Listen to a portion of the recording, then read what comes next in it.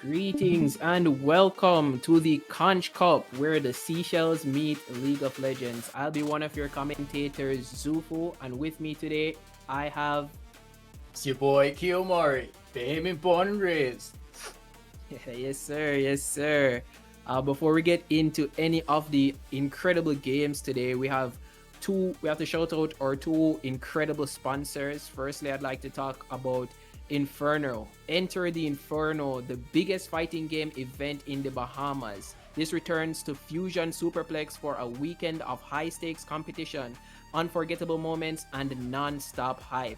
On July 17th and 18th, join us for a landmark competition with a $5,000 prize pool with a $5,000 prize pool to boot, from main stage battles to the big screen to side events, open play, and community action.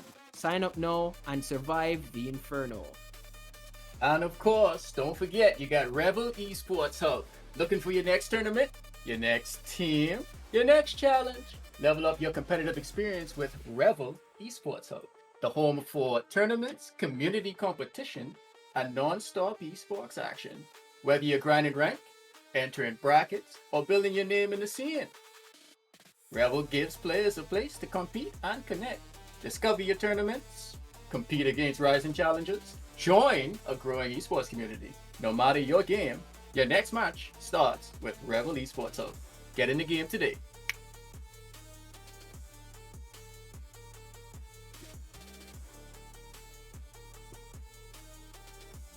Don't worry, my co-host is just having a... He'll throw on his voice in a minute. You got it. My bad, my bad, my bad. What will be?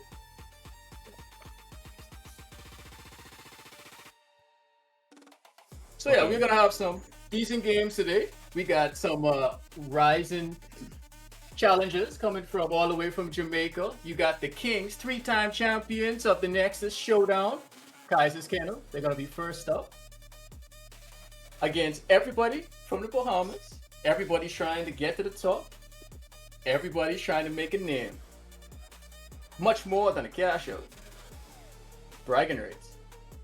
Yes, sir. Yes, sir. And I mean, this is going to be quite the first match. I mean, Kaiser's Kennel has been completely undefeated for every tournament that they have played in the Nexus Showdown. So the Quabbies are definitely going in looking like underdogs, but you know, who knows what might happen. It might, but it certainly will be a challenging game for the Bahamian team.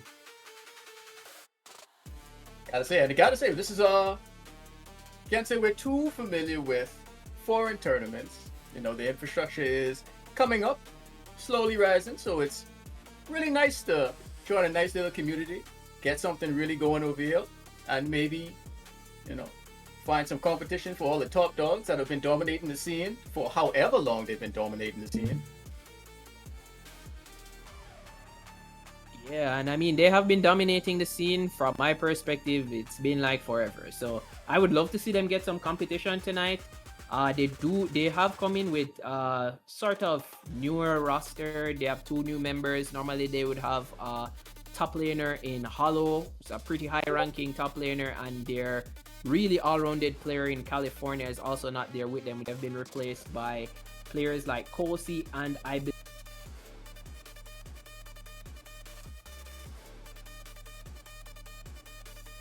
they're replaced by Kosi and Forward. So I'm really excited to see how these guys are going to be going down in the gameplay. But I believe the teams are ready. So as soon as the games are ready to start, we'll get into Champ Select.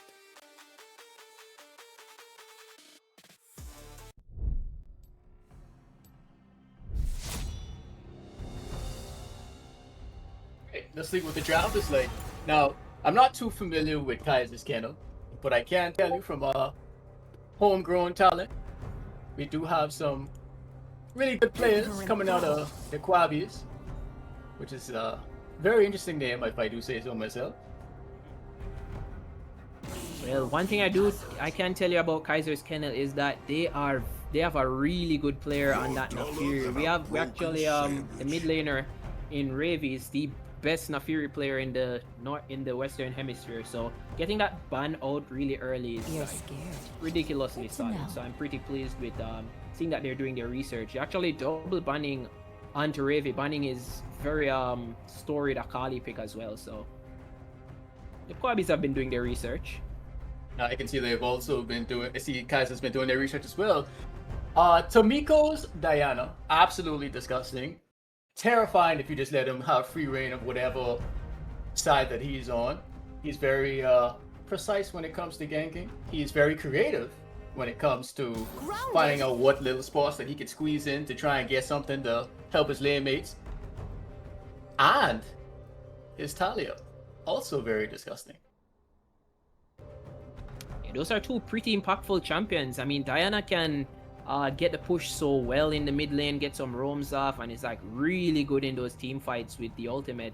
Along with Talia, you know that Weaver's Wall is going to be everywhere on that map to impact the whole state of the game in the early game. So getting those two bans out are pretty good. Tom Kench going away as well is just a solid safe top lane pick.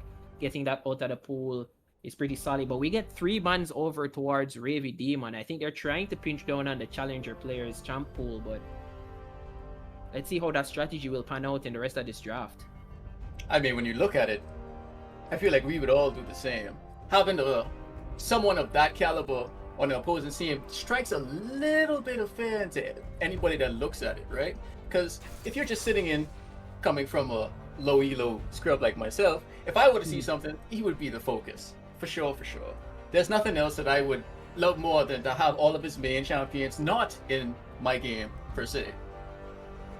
Yeah, I can completely agree. I mean, he is definitely one of their strongest players on the team. So getting him off of those comfort picks, is definitely going to set your own mid laner up for success. So I can definitely agree with that sort of a draft philosophy. But so far, we've seen the Kaisa being first picked. Quite interesting. I heard that Kaisa has been pretty strong in the meta so far, but it's going to be quite a challenging game for her going up against Cassante and Talon. Those are two champions that are really going to be on top of her head during those team fights. That's correct. And Casante is such a driving force when he's just in the front line. He great disruptor. He can take whoever he needs to be out of position, isolate if need be. If you're not careful, you could just find yourself on the wrong end of the stick. Team fights could go either which way while that man is alive. Yeah, that is so true. That is so true. The amount of potential both of these picks have during these team fights is pretty solid. But we do see the Nautilus picked up by Swagdan. He's a pretty good Nautilus player. He's one of his better engaged champions. It does serve to be just a solid engage. So they're going to have to be really careful about what they end up picking on this ADC. We also have another solid engage pick from Jungle God Kaiser, the Zac, and the Varus is the final pick for the Quabins. I'm not sure if I'm really in love with that one, but it is a pick. Well, I mean, when you have a bunch of tanks on the enemy team, such as Zac and Nautilus, that's far Virus will definitely get the job done. You know, he does have HP shred on his W. Once you get those blight stacks popped, it's going to be absolutely insane to watch how much damage he does. If he decides to go AP, absolutely exploded. If not, just any on-hit bit will do, or maybe he decides to go lethality, which I personally would not do in a team such as that. Kaiser, I like Kaiser's lineup so far. They do have a lot of engage just out of these two champions alone. Yeah, I completely agree. I completely agree. They have a lot of they want to go forward as much as they possibly can. I see they did come in with the ban on the Jax pick. I believe Jax probably has a really good matchup into the Cassante, so I can see the premise. You see they're following up here with a Lux ban. Oh, turns out to be a Karma ban instead. Karma would be a good disengage support to pair with the Varus. Has a lot of laning pressure along with disengage with the movement speed from the shield. So getting rid of that support pool, pinching everything that can help that Varus stay safe is pretty good. You can't cage me for And then we got to the Silas spawn. Now, I could see the Silas spawn coming in through, because he wouldn't want anybody on the enemy team to get anybody's ult from the opposing side. So, yeah. A Silas has strong burst, a lot of sustain. It makes sense. Mm-hmm. It makes a lot of sense. I mean, it is also one of Ravi's better champions as well, so they really dug deep to pinch his champion pool here. Silas, as you said, would get so much good value out of stealing ults like Varus ult or even Talon ult, even the Cassante ult. Pulling away your carry right through a wall with the Silas would be pretty terrifying. So I can see where they would go for that ban. They are going for a nice disengaged champion here with the Thresh. Personally, I would have liked the Janna a little bit more, but I think the Thresh is fine. Oh, and you have the Olaf. Hard counter to any sort of engage that Krabby's might even have. You know, his ult allows him to be CC immune as he charges in. He does massive damage, has a lot of sustain on low health while he just continues to swing. Low accurate champion. A detriment to Krabby's. I don't know what to tell you. It's gonna hurt. Yeah, I completely agree. It is definitely going to hurt. The Olaf especially is able to walk through all of the CC as well. So that Varus ultimate and those thresholds might not bring as much value once the Ragnarok has been called by Olaf. The Quabbies round out their draft with Vex as well. Some long range poke, also has some pretty good engage and pick potential. So I really like that. But the Aurora pick comes in finally from Ravy Demon. I think that's like a solid mid lane pick. I don't think there's ever going to be a meta where Aurora is stale. So I think that's just such a solid pick in general. Very annoying to deal with the invisibility. The arena that she puts down, massive damage. If you try to just cross it, her spirit attack on her Q, she's massive damage all around. Most definitely. I think it's just like as you said, it's like two pretty heavy damage comps. I mean, I think there's a little bit more scaling in the side of the Quabis rather than Kaiser's Kennel. Kaiser's Kennel seems like it has a lot of early game focus. With picks like the Kaisan, the Nautilus, and the Zac. These are going to be champions that are, especially if that jungle support synergy really chimes in, it's going to be like a real terror on the map because I've been there before. I've played games alongside some of these guys and I've seen how really well they can just tackle the early game with these hard engaged champions with these creative dive angles as well. So it's gonna be something to look out for. It'll be they got a new audience to really show out to, show them what they got. Like you said, they have early game dominance. I imagine that they've been playing, like you said, they've been playing for a long time, so the synergy should really be on point. I'm curious to see just how well the Bahamian team puts up against the top dogs of the Jamaican scene. Yeah, I completely agree. And we're off to the races already. Loving these skin selections, man. These skins are so good. Like yourself some Imperium?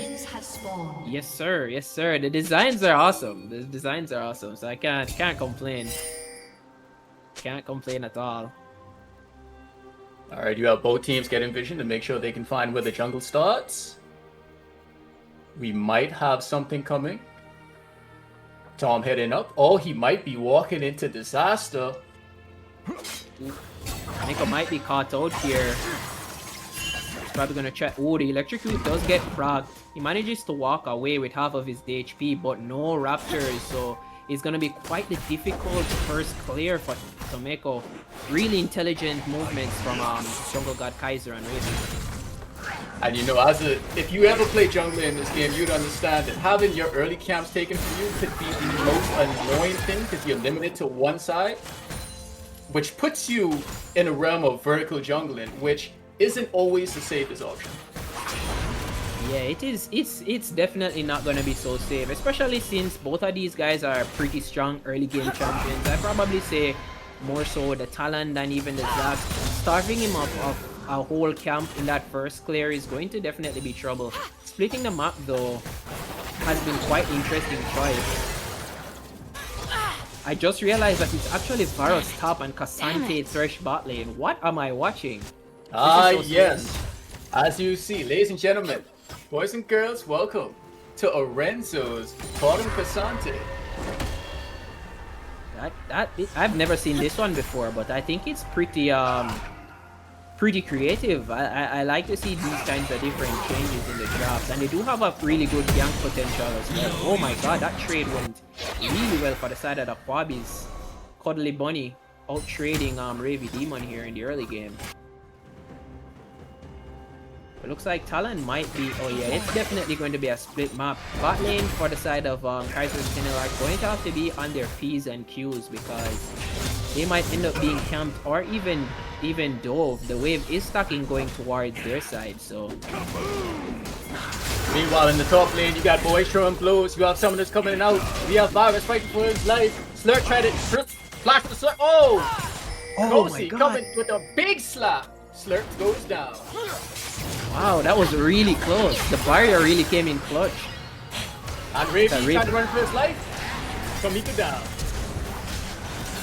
Great hook coming out of Swag. Dawn, Triple R trying to make his way out. A flash coming out of forward. Forward trying to get the kill. Nice save from Lorenzo. Safe. Wow, it's just full action on the map today. What's happening? Nothing 5 minutes yet. Gotta keep it entertaining, brother. I don't mind at all. But 2 kills go over to the side of Kaiser's Kennel. 1 kill for the Kais and 1 kill for the Olaf.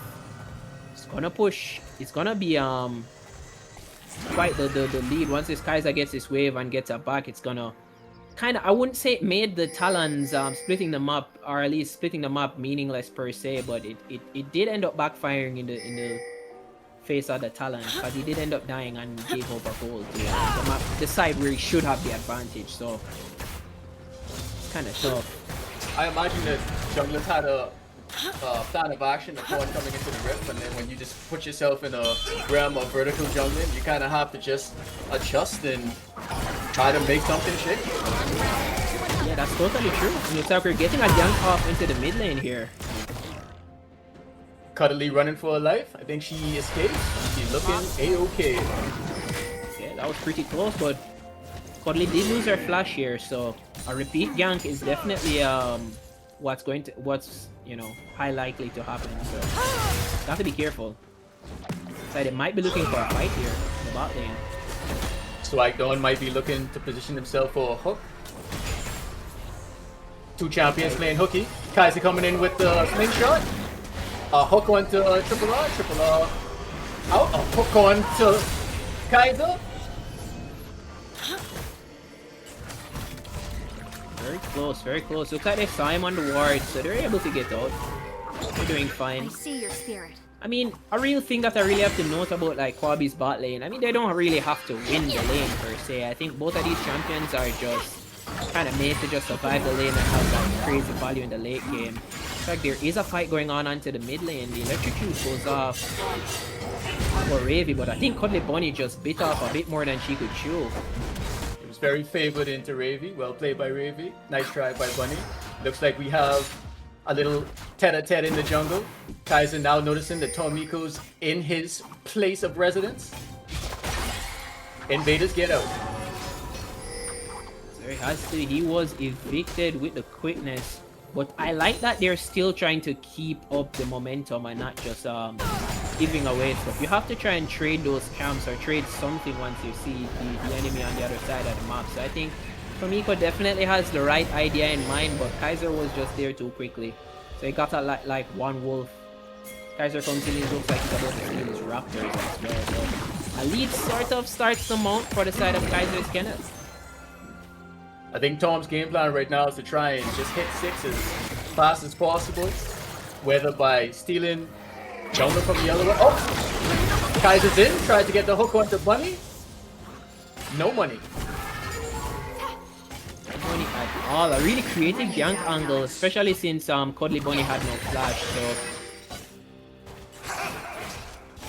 what we have to expect from these kind of Zac, you know, the champions like Zac and so on. But Cuddly gets out. It was mostly a misplay for the side of Kaiser. He didn't get the E off onto the Cuddly Bunny well. Oop, the all complete. Well played, Ravy. That damage is insane. Aurora. Always gonna be a strong champion. True, true. Aurora doing Aurora thing. The engagement coming up Lorenzo. Oh my Chain god. CC on Flag the Dome. He's trying to fight his way out. Both make it out. The dash comes in. There's no way. There's so much going on. Does he get the hook? He gets the hook on the Swagdawn. Swagdawn goes down from the treasure. Hook on to Renzo. Renzo gets the kill. They turn the tide on forward. Forward trying to fight for his life. Takes down Renzo. Triple R on the deep back. Gets him down. That was heated. It's like more action in the top lane. Okay. And Slurk is able to just get out with the ghost. That was pretty close. Luckily, Tomiko was there waiting in the wings for the counter gang. But a lot of action in the bot lane and in the top lane. These guys are just pressing gas right through. No matter the rank disparity, you can give it all. Sure. And it's like Tomiko is trying a bit too hard to get those grubbies. I think he was able to only get one. The rest of them will go over to the side of Kaiser's, and not my favorite objective personally, especially with the fact that plates last forever now. But hey, it's still an objective, still an objective. Money is still money. So. True, and it is better to take one than to have it give the enemy team all three. True. Very, very true. I like the way the game is going. I mean, I think the way the Kwabis have fallen behind by about 2k in gold.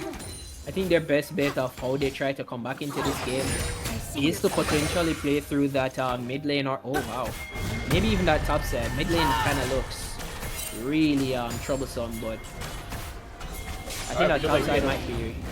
We got a Dragon Storm. We got an interception coming in from Ravy. Ravy takes down Tom. We got triple hog with a hook on this slide going. Bunny goes in on the Raven Demon. Raven Demon goes down.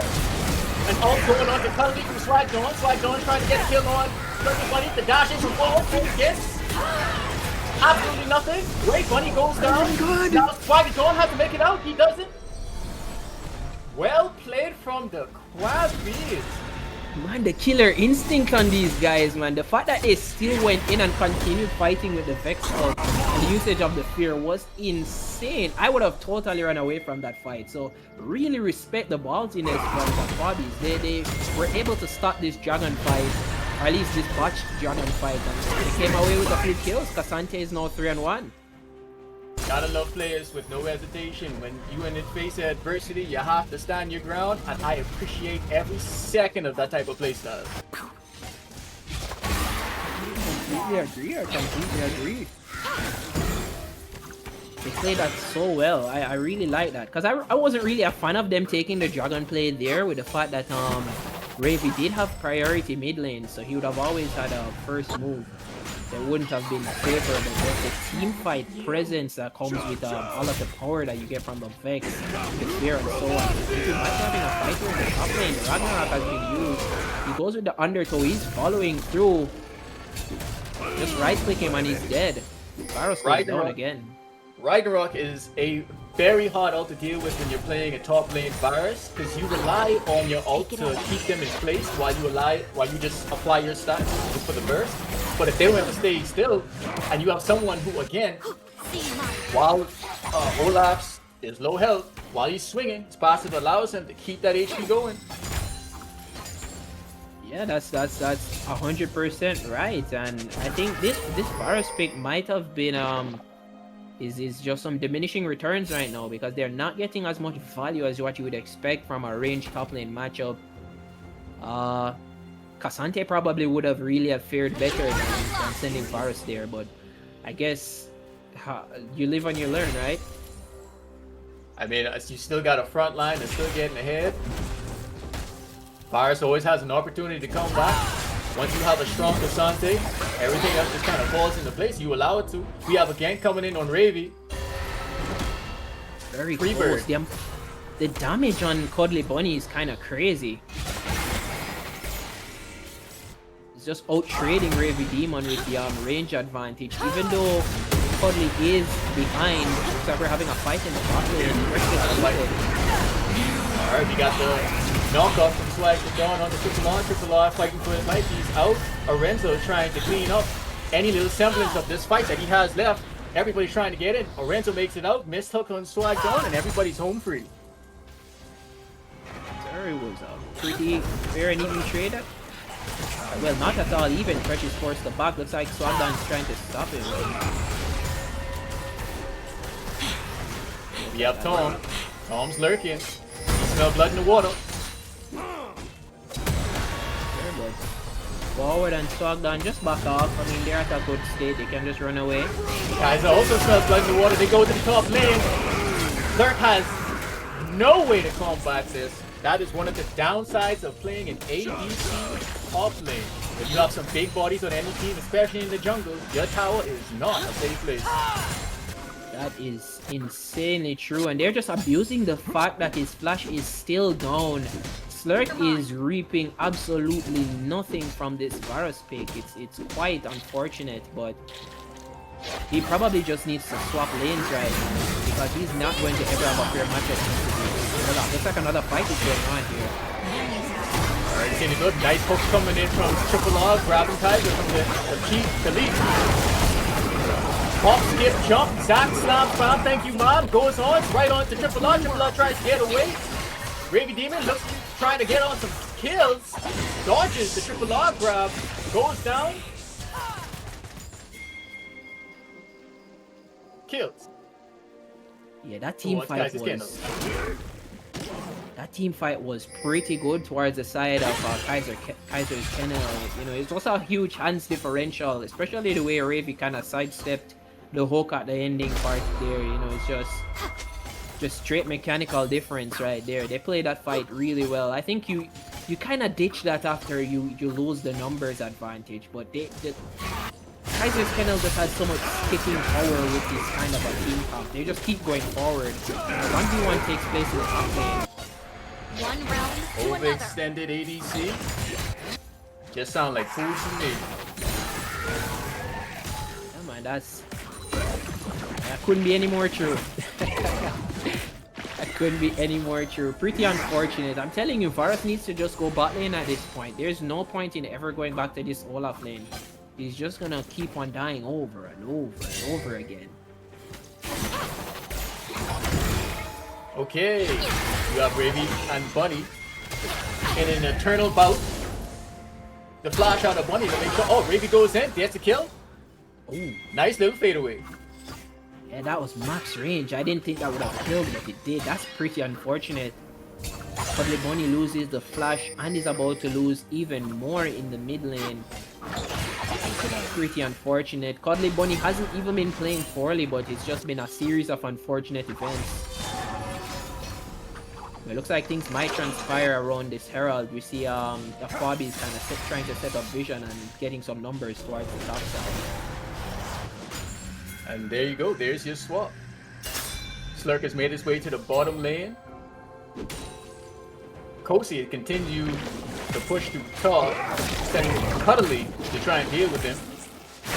A TP coming out of Ravi, heading down to the bot lane. Oh my god. There's Slurk still trying to fight his way out. Advantageous. A flash from Slurk with a burst from the lifestyle. Another fight going on just outside of Rip Terror. Triple off like to the right. That's an extra grab on the Kaiser, but to no avail.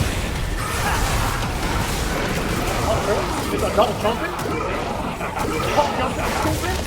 We back home suddenly. Bunny finds herself in a very precarious situation. Have to deal with two people running her down. The other Kaiser standing into the minion. Kill goes to Kaiser. Yeah, this game, Kaiser's Kennel is running away with this game. It's almost a 10k gold lead, about 8,000 gold ahead. They are just beating them with their wallets. I mean, commendations to Slurk. He was able to pick up a shutdown onto Ravi, but he lost his entire team to do so. Oh my god, the flash play misses. Very interesting decision. Too slow. When your teammate was nowhere nearby.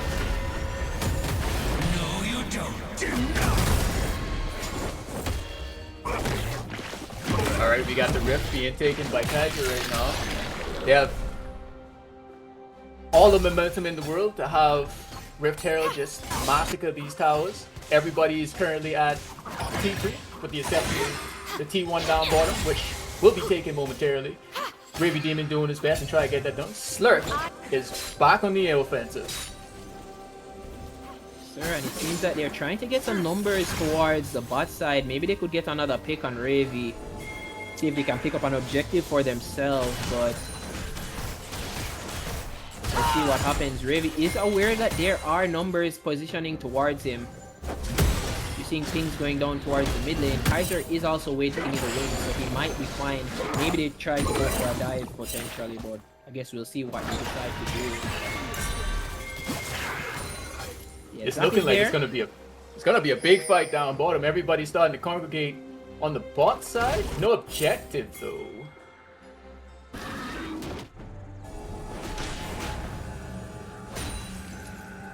No objective at all to be taken. So it's just pushing waves, it's just waiting for something huge to be taken up to continue to snowball the rest of this game. They call this the engage on Lorenzo. Oh! Ravy Demon just slaughtering Bunny. It was a very close fight. Very, very close.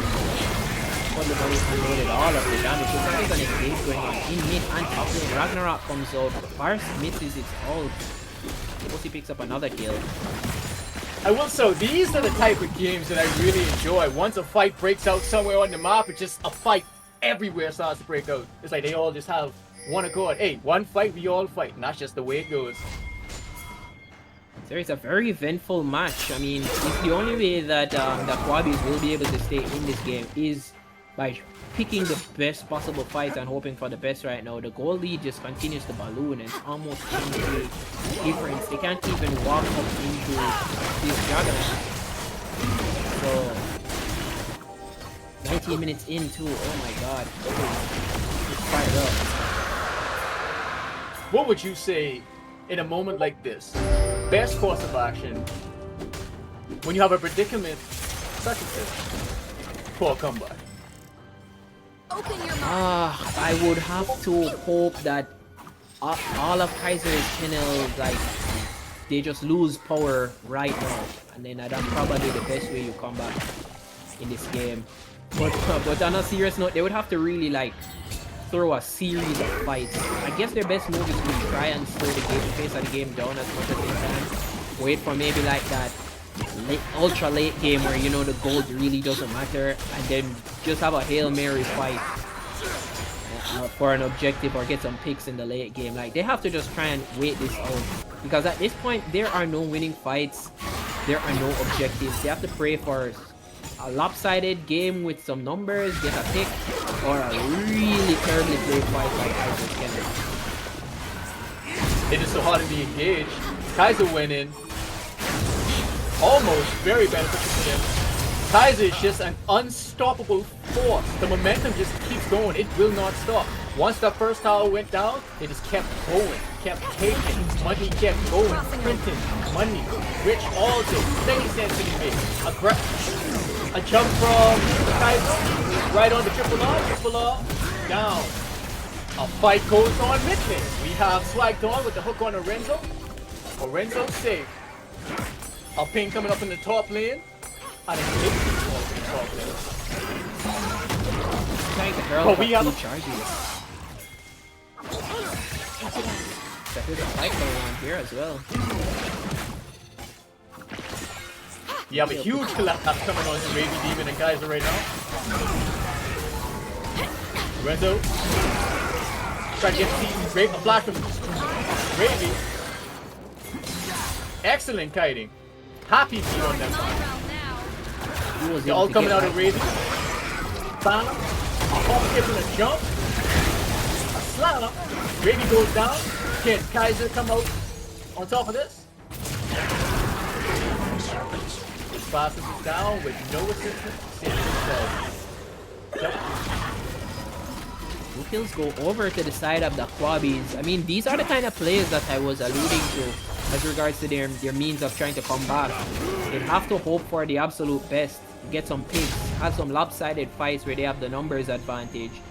And if they can just get these over and over again for these overextended players, then they definitely do have a window back into this game. Maybe they won't have to depend on everyone losing their power at all. The only problem with this is when you're this pushed in on your side, that leaves your jungle available for the enemy team. Your jungler is going to fall further behind, especially if you're playing a high econ assassin. Yeah, that is definitely true. I mean, the early game really messed up Talon. Talon was just really not able to get himself back into the game pretty well, and you see a Baron call coming through right here. 22 minutes on the dot. They already know Talon is bot side, so it's going to be a free objective. No one is moving over, no far sides, and Kaiser's Kennel picks up the purple worm at a cost of nothing. You would think that Baron comes at a cost, but this one was free for everybody. But all the Quabbies, and now we have empowered minions barreling through mid lane. Meanwhile, Tom is all the way in Narnia. Red team's turret has been destroyed. Sir, Talon, I don't want to say he's given up. He's trying to farm as much as he can, get some items and maybe hope for the best with a fight, but he might lose his base trying to do so. Talon, you need to be here with your team.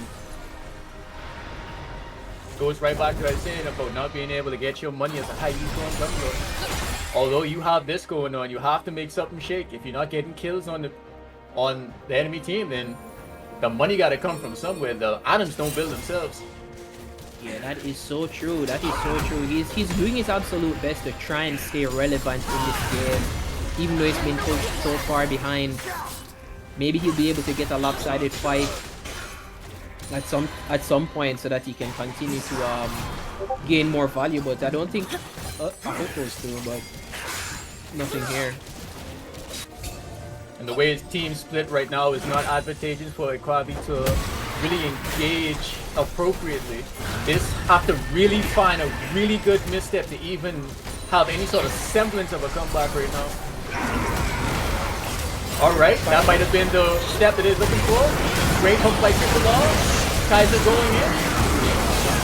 It's just huge damage from Raven.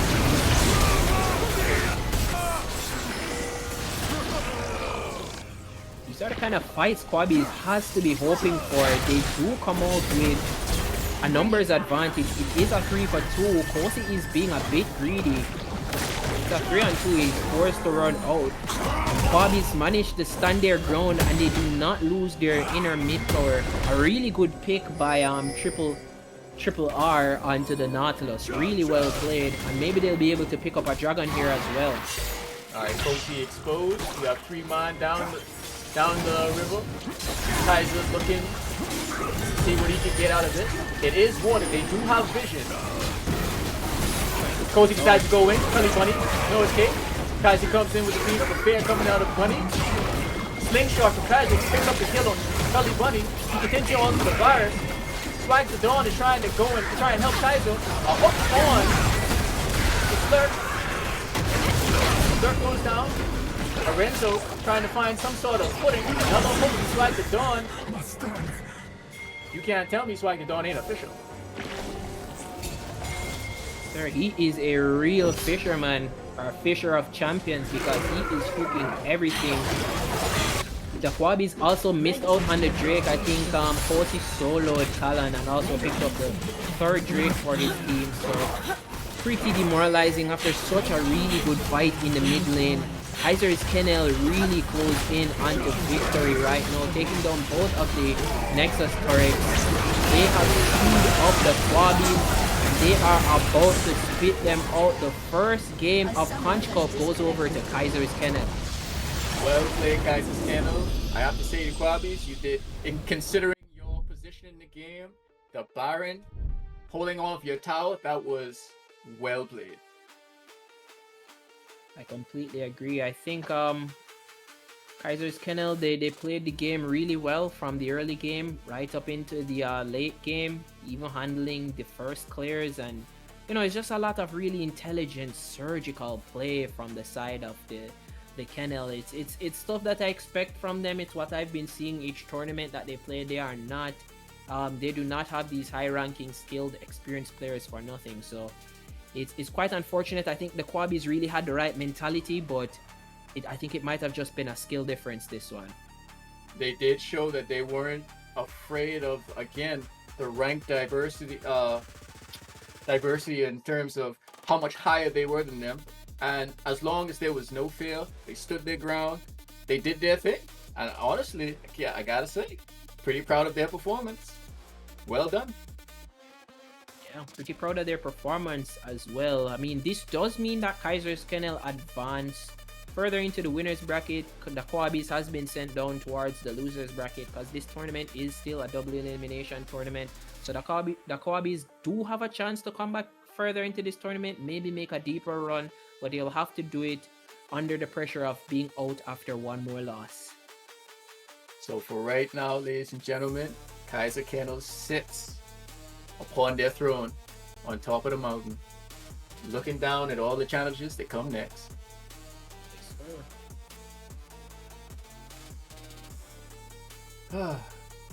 What the game? Yeah, it was pretty good. It was pretty good. I mean, yeah, it was pretty good.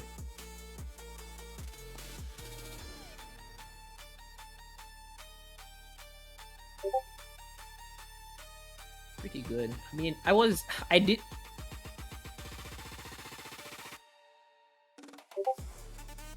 did have like a huge problem with the way the draft turned out though. I was expecting that Virus to be bot lane. I do not think it was fit for the Olaf matchup, personally.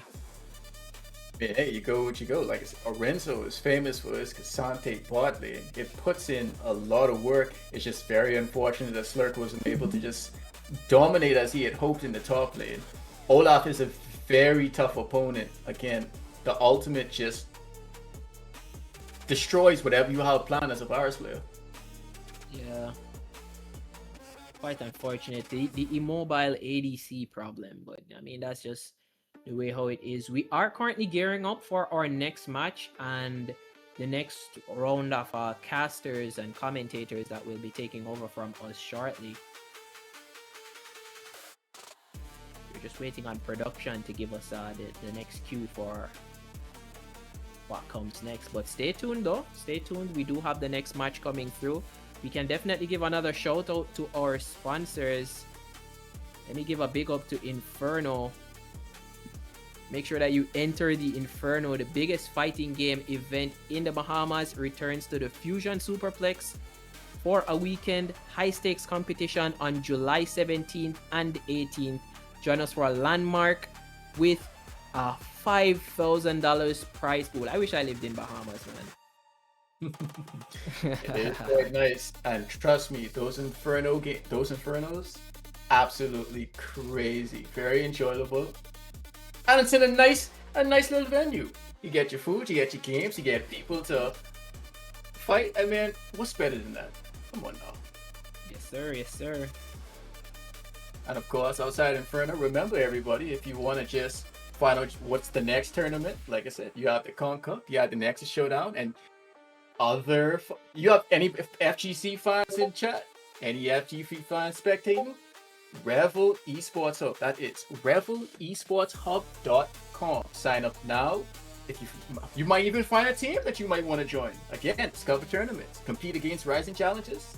You're joining a growing esports community right in your own home. Yes, sir.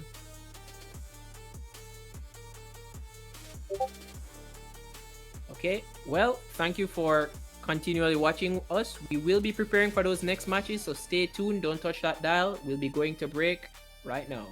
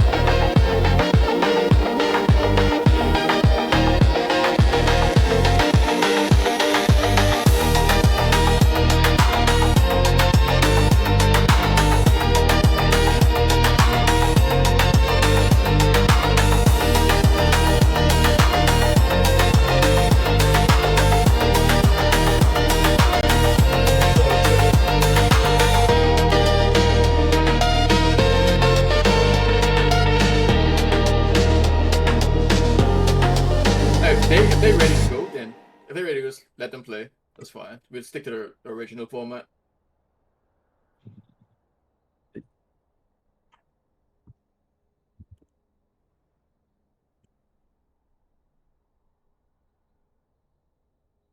Uh, I'm ready. I'm ready to go.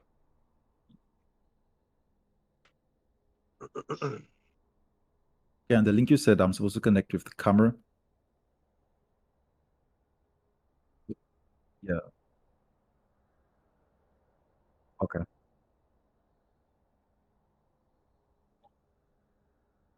No, I didn't get that link. Okay.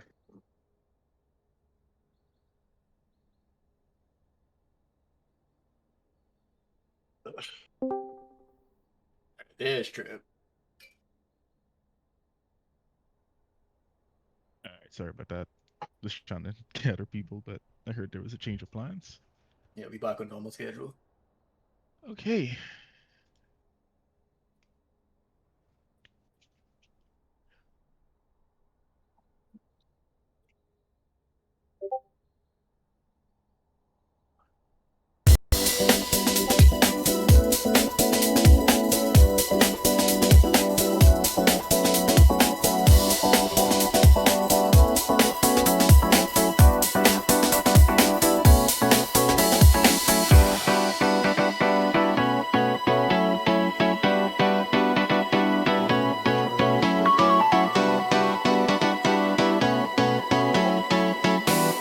Okay.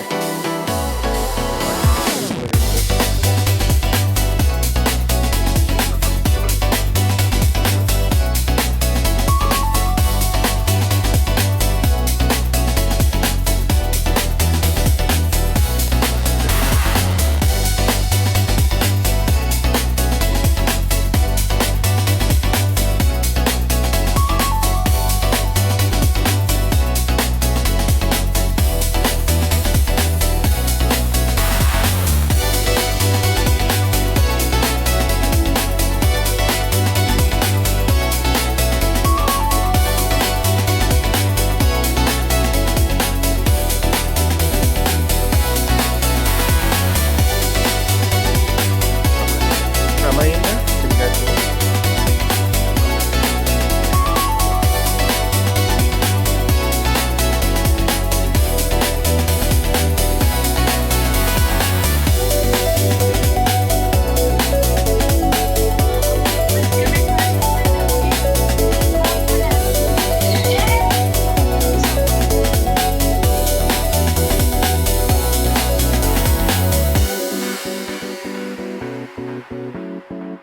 Yeah.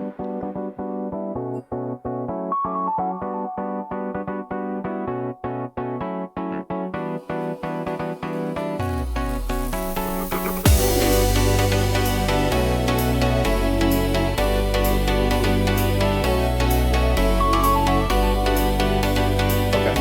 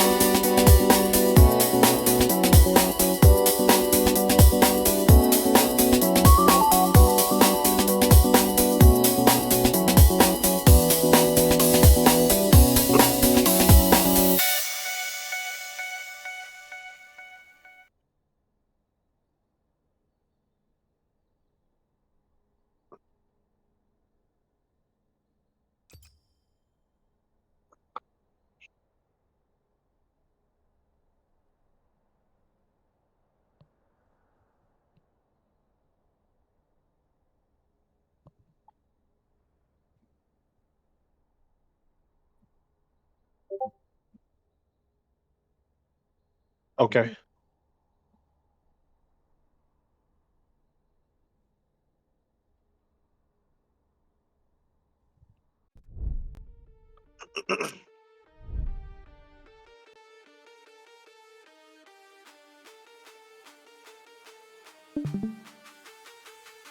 Okay.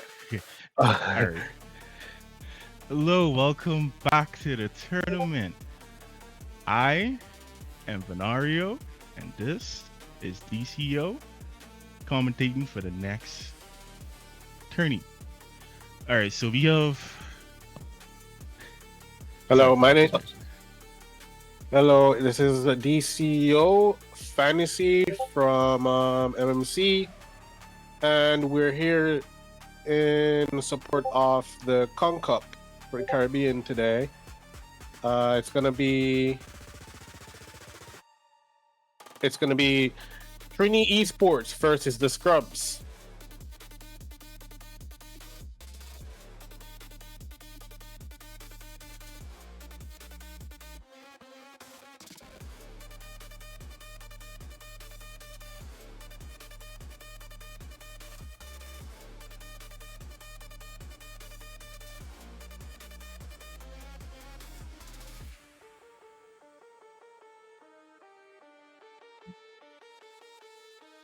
Oh, oh. All right. Okay. Trinity Esports versus the Scrubs. The Scrubs, I don't know a lot of the players on that team. So I'm hoping to see much excitement from both teams. Actually, I've never seen Trinity Sports play. I hope this lineup is going to be good. Hoping for some very high quality gameplay from both teams. I just want to say I'm very impressed after last game. We want to also shout out our sponsors tonight, which would be Inferno. Inferno is one of the biggest fighting game event in the Bahamas.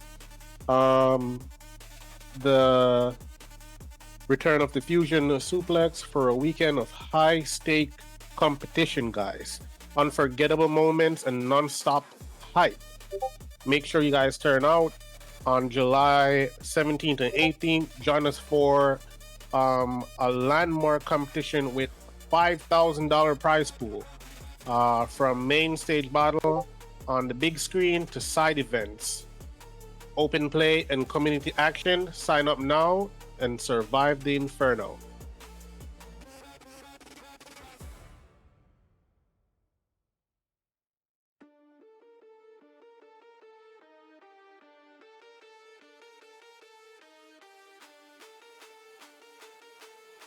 Bring it back to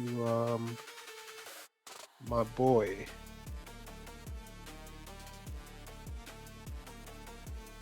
Venario.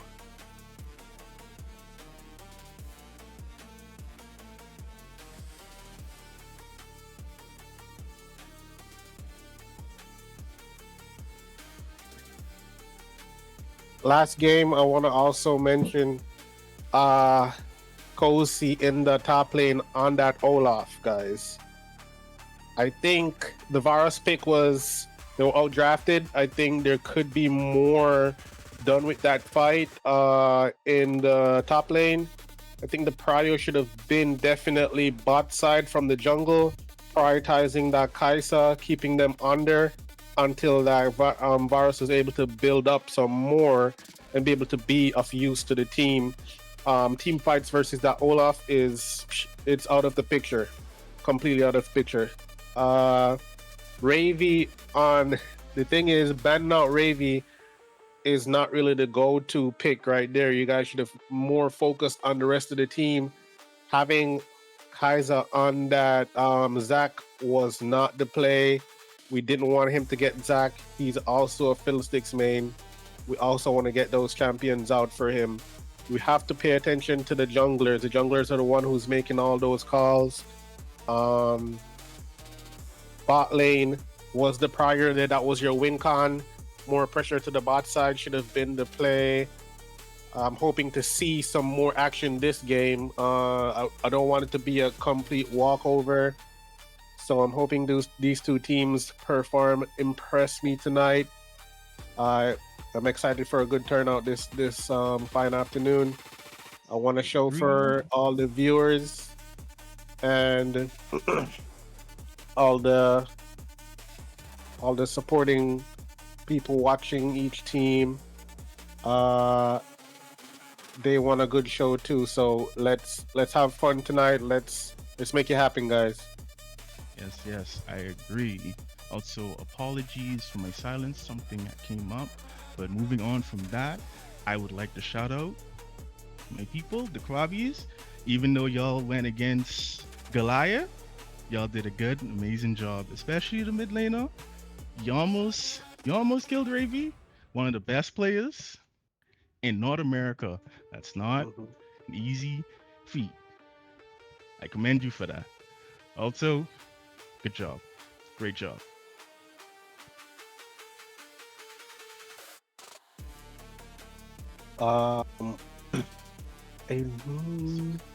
We're about to get these players in now. Should be anytime soon. We're just waiting for each team to organize themselves properly and get ready for this upcoming game, which would be Trini Esports versus the Scrubs. As I said, don't know much about each team. I probably know a few players from the Scrubs. I am not completely aware of their lineup. If I could have the production team give me the list of all the members that are a part of the Scrubs, that would be amazing, because I probably know a few players from that team. I'm excited to see. Who's a part of that team, because I probably know even all the players on that team, to be honest. It's the Jamaican team versus the Trini team. Have you ever played against the Scouts before, since you know of the members? I don't know the team name, but I probably know the players on the team, to be honest. Okay. Yeah. I'll check that out real quick. Right. Just so I know.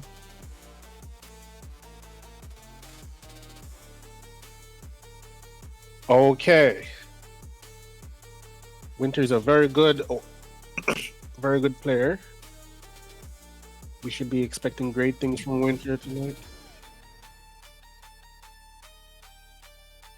Oh, wait.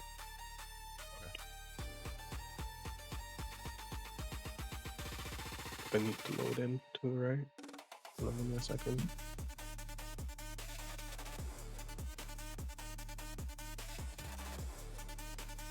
I'm logging in right now.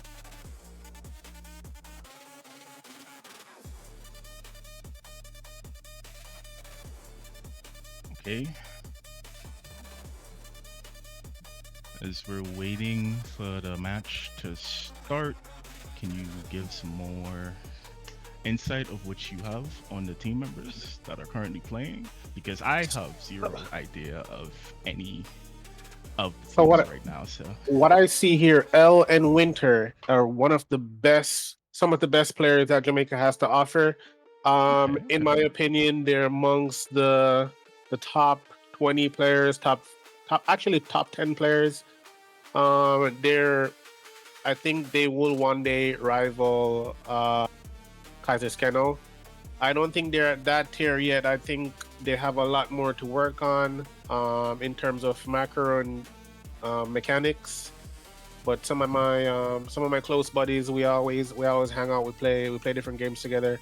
So I'm expecting to see great things tonight from them.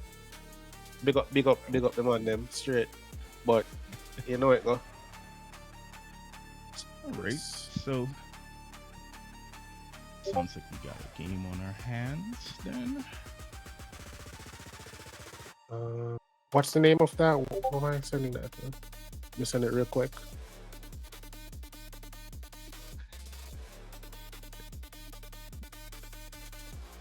Okay. So, since you know these guys pretty well, would you say you would hope that they win, or hope that you see any improvements? I hope that they win 2 for 2, right? I hope that they win. Okay.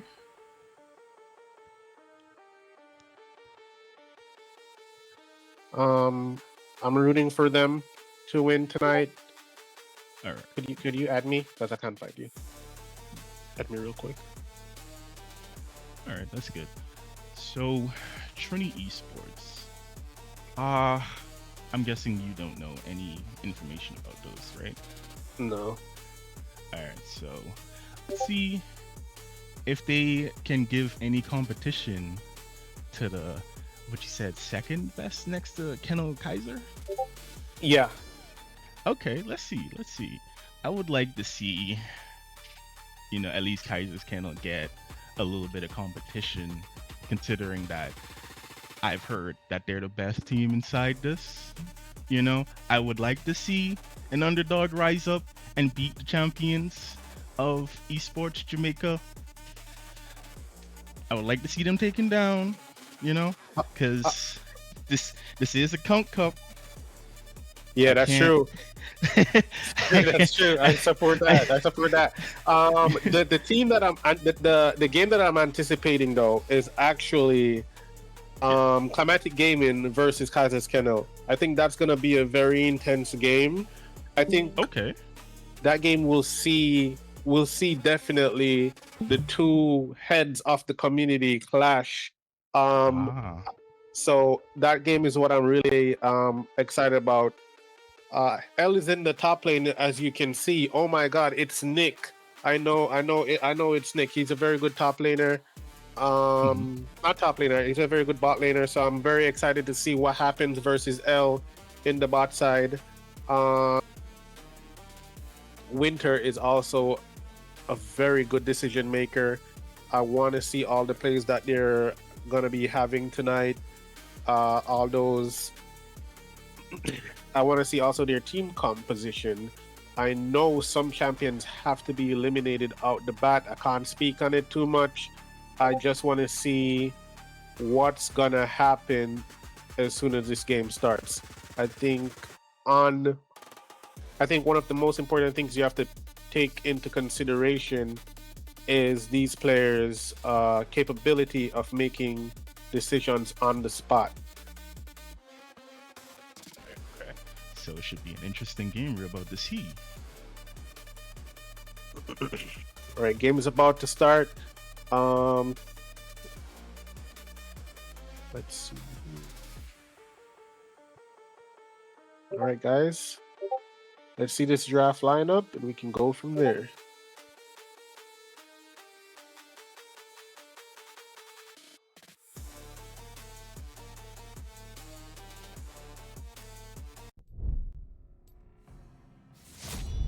Here we go. So this is the part. Oh, Oh, seems to be having an issue. there's some technical difficulties right there. All right.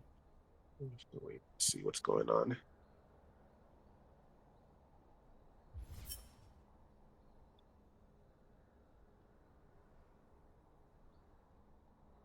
I hope everything's all right on. Oh, there we go. We're back We're in. back. Yes. We're back in. All right. Let's see how this draft tourney is going to be like. Who will be first banned? I think what they're gonna be doing. They're probably gonna be banning out the bot lane. So we have to Okay. pay attention to these bans. All right. So Ah, just like you I knew said, that, they banned yeah. the support. They're gonna Yep. be banning out the bot lane. They want to keep that bot lane under. That's a very very good. They're such a strong duo. I've seen them at work. These guys are meticulous. They're very decisive, very on it. So let's see what are sorry. That's a very interesting ban. They banned The Fiddlesticks. Fiddlesticks. Target to jungler and the support from the opposing side. Braum, L as an Braum ADC is gonna show. Go ahead. Go ahead. L has a very good lineup of ADCs. That Braum pick will definitely probably not impede them. This lineup is going to be very interesting. Nice. Got a Nautilus ban, another support ban. It sounds like this support is pretty problematic if they're banning him only for now. Yeah, that's Never true. look back. Well, that's a very good ban from the Jace. Okay, the chase. All right. It's a very good. Would you Jace say this ban. is? Would you think this is targeted to mid, top, or a jungle ban? I 'Cause think that's Jace has been- definitely. I think that's definitely a top lane ban. A Nico Okay. ban. Nico ban. Wow. I didn't That's expect that interesting. today. Very interesting. Got the Olaf on the left side. Okay, let's see who's gonna be They first would- pick. Yeah, that's very interesting to see too. A It's gonna Shyvana be pick. Shyvana. Okay, okay. Okay, that Shyvana is going to be in the jungle. That Shyvana could be a flex pick to the top lane, though. You have to pay attention to that. Oh, really? That could be a never flex pick. Yeah. I've never seen a Shyvana top before. This would be a first for me. I would like to see how it goes. Silas. Silas for That- the first pick. Yep. Be mid, could be jungle. This is the next flex pick. That's another good flex pick right there. Yes, it is. Mordekaiser. Okay, know who's top lane.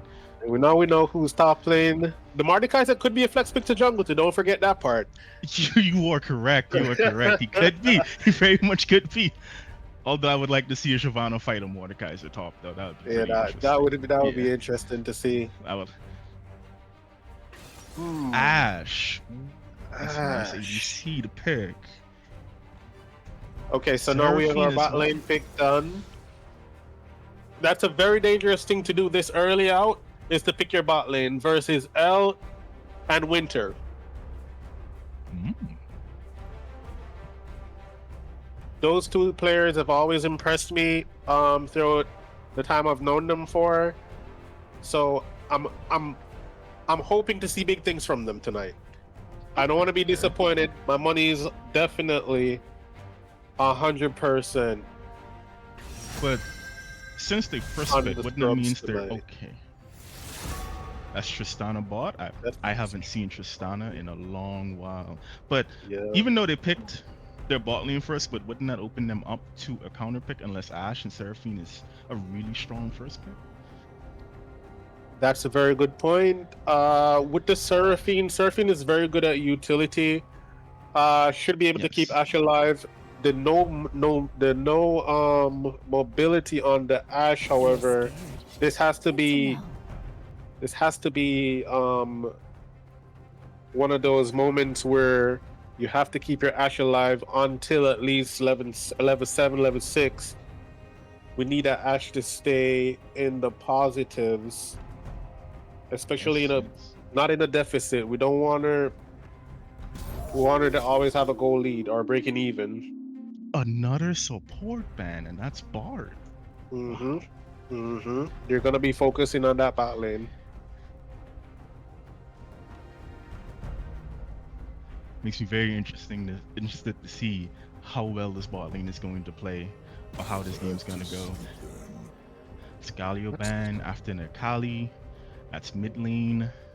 Once again. That's a very good band. That's a very good band. Okay.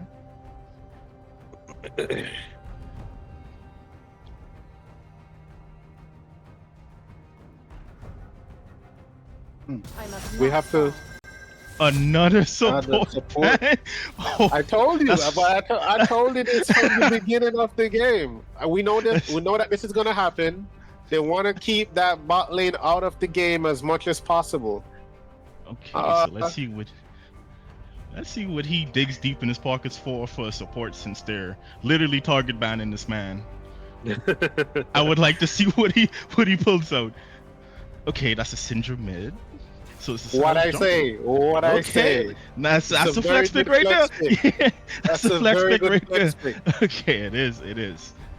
Although, besides the Tristana, that's a heavy AP team though. Yeah, that's a very very heavy AP team. We could probably see a Pike in the bot side today. That would enable. So this is That going to be a wouldn't- very interesting draft. Mhm. Okay, the Aurora pick. Okay. Ambessa. Jax? So, if it was Pike, that would enable Ash to be more vulnerable for Tristana to kill on the side of Seraphine if he lands his hook. But how you're hyping this man up, I'm assuming he's gonna pull off the job. It's not if he lands the hook, it's when he lands the hook. Oh, okay, all right. This is what we want to see. This is why we're here tonight, to see this level of gameplay. Okay, let's see it happen, bro. That is a Jax. Yeah, Which the is Jax good. pick is a very good pick. However, that Syndra is gonna. Oh wait. Oh, you got Shen. That's a really good one because that taunt will taunt's really gonna get be them a in the sweet place. problem. This is gonna be Yes. a very, very intense game today. The draft doesn't look too bad. Definitely, that Mordekaiser is gonna give that Jack some problem. The Yes. prio for this game, I'm definitely gonna say it's gonna be top lane, bot side also. Let's see what the jungle decides to do. Okay, we will see. As the man them said, don't mess up. Do the right thing. Do the right thing. Do the right thing.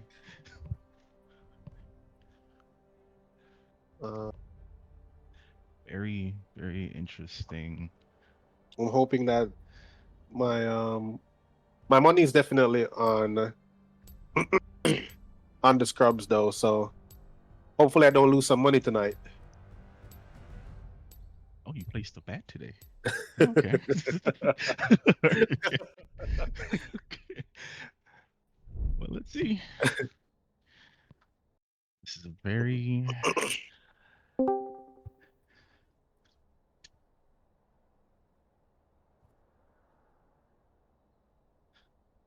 all right. So Shen is support. That would be good for Tristana if the Shen could land a taunt because they could play from range. Unless he engages with the flash taunt. Oh wait, that's a top Shen. Sorry. Yeah, it's my a top bad. Shen. You know, I was thinking about the Silas. I was literally thinking about the Silas support. I was thinking about it, but I was not sure if he would pull it off. You know, when I heard you said flex, I didn't think it was gonna be to this extent. That's a Silas support. And what did I tell you about the Mordekaiser jungle? I was telling you about that Mordekaiser jungle coming out from the. You are right. You are right. That's the Mordekaiser This is jungle and gonna Shyvana be- jungle. This is going to be a very interesting game to watch tonight. It should be Yes, very entertaining for the viewers. Hope you guys are tuning in. Remember to leave a like and subscribe. We always appreciate that around these parts. For sure.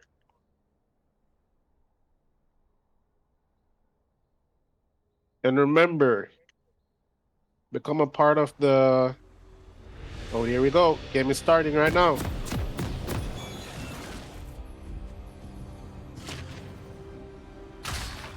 Okay, so we're gonna have probably... Okay, so Mordekaiser starting top is a very good start for him. His path is definitely gonna be a bot. As I said before, he's gonna prioritize the bot lane. That's what he wants to do in this game. He wants to have their bot lane be the prio. That's their win con. That's they're having a fight level 1.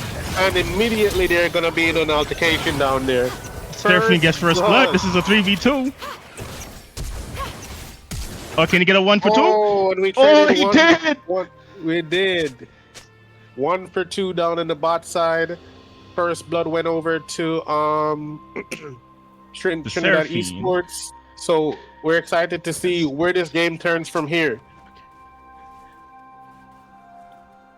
This Shen and Jax matchup is gonna be a farm lane. It's gonna be a few trades here and there, but nothing to be too excited over for right now. Are you sure? Because it seems like he's starting this off very aggressive. Mid lane I might set the already in tone. a squabble. Ooh. Mid lane is already in a squabble. This is what we love to see. Early game skirmishes. Yes, sir, indeed. This is a very aggressive game. The Jax is trying to fight the Shen. There we go. They gotta cleanse. There's a Yep. stun. Can't follow up.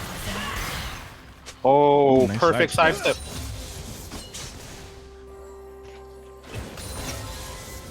And this is what we like about League of Legends. It's always the anticipation of what's gonna be happening next. From the Right? moment of champ select to the next fight. Right now we're gonna have a fight. Here comes the silence. This is level 2. This is what we're Dash is talking dead, about no with the barrier? bot lane. That one is already one's dead. This one's dead too. This bot lane is already on top of it. The Prio is gonna be bot side. That's their win con. That's their strongest lane. It is. So, unfortunately for them, Seraphine got the first blood, but Tristana got a kill. And Tristana's also better So at killing. yeah, Tristana is better Ash. engaging, especially with that silent support. You have a very solid point right there. A door unlocked. Enables Tristana to do what she has to do. I hope they watch enough YouTube videos for this game. Oh my goodness. Some double lift maybe. Some numbers coming in.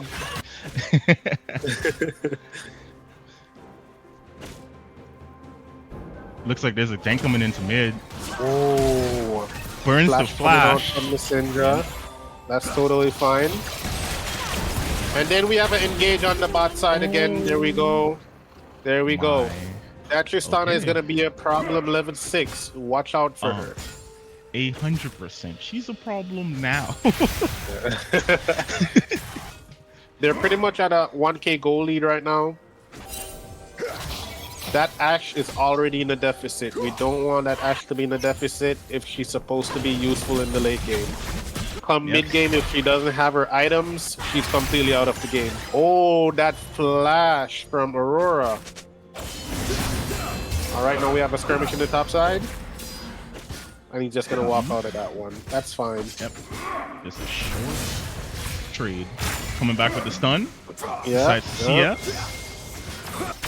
So we know Wants what to the push in Shen that wants wave. to Here do. comes another there's kill. another fight. Here There we comes go. another kill. They're just And on he's a out. roll.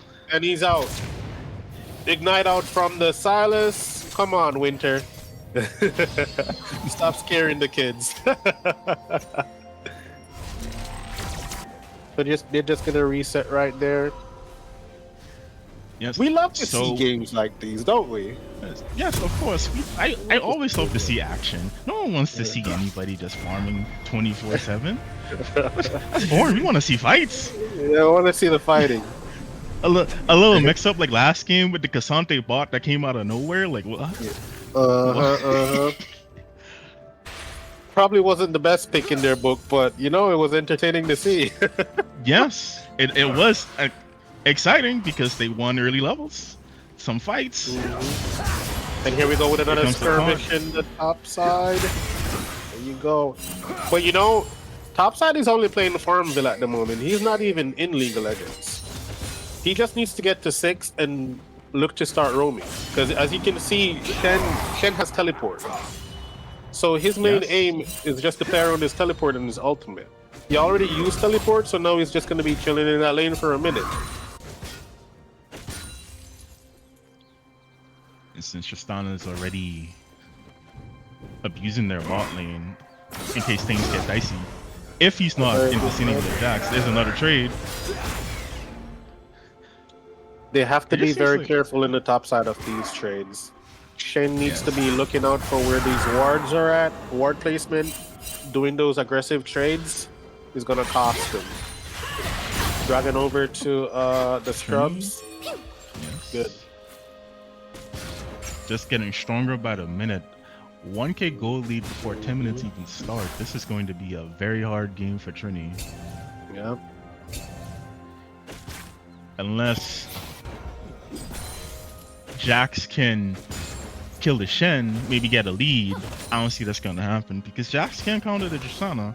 Maybe make something out of it. But they do have a Shen to peel for her. Yeah, yeah.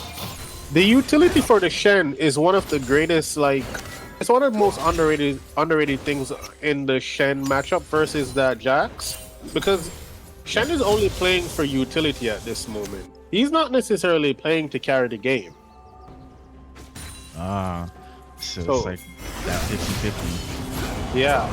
And you see this is a good Here game comes from the mid lane. gank. Yes. There we go. Ultimate came out too fast. This Oh, is but he gonna still got the be- kill on Shen. Oh, there we go. Nice. What you wanted it to do right there was to hold his ultimate a little bit longer on that that oh my goodness, and there comes A little bit of a 1v1 in mid. one of them. Guess a poke. Oh! Beyond there. Just missed slightly on the stun. Now Gets she an doesn't all have in. ultimate for this fight. They're gonna Oh, get it's a 2v2, but the Shen! 3v2! There we go. From Oh, the that's a top to taunt. the end. Can they follow up? Silas might not be able to re-enter this fight. We're watching this fight carefully. Here comes the Mordekaiser with the ult. And they just walk out of that one. Mordekaiser is still invested inside Buddy. that ult. And he was not able to get that kill. That's totally fine. Yeah. They need to be very careful of throwing these fights because if they get a lead, oh, there comes a kill for bot lane. Oh no! Oh, He's okay. out again. Perfect. I was- Well executed Yes. from our bot later. The jump into the reset to flash in the ult to jump him back, that was really nice. That was really nice. Very nice play. There's a 1v1 from our Silas right there. Our support is still in the mid lane, losing tempo.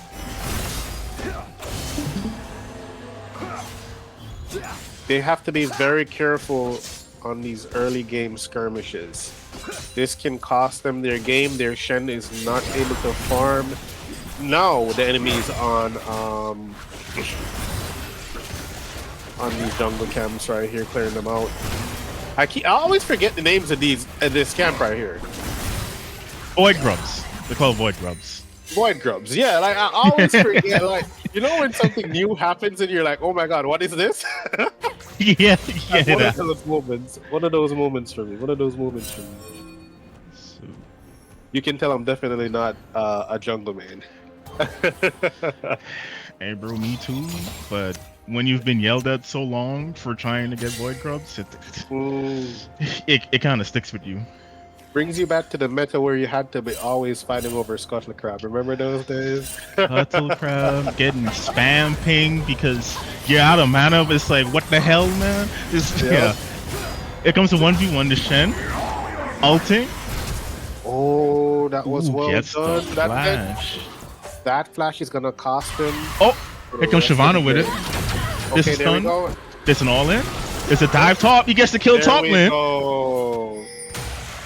Oh, Oh, Traded report kills with the right counter here. gank. that's 1 kill over to the scrubs. We have to be very okay on the bot side. Oh, that's a I nice. think this is it. I think they're gonna lose this fight. Yep.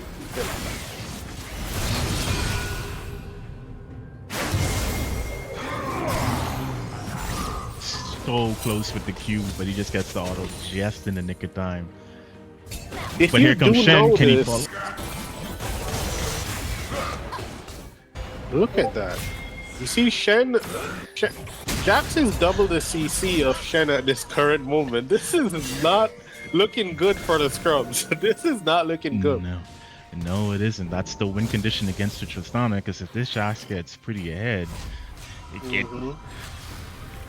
it's definitely some play to be made.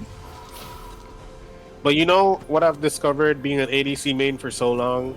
Tristana is pretty much a self-healing ADC. She doesn't necessarily need a strong front line. Right now we're looking at what, two solid picks from them. If their Mordekaiser can hold his current position or get more kills to get ahead, we probably can see some promising things from them. We can. 100%.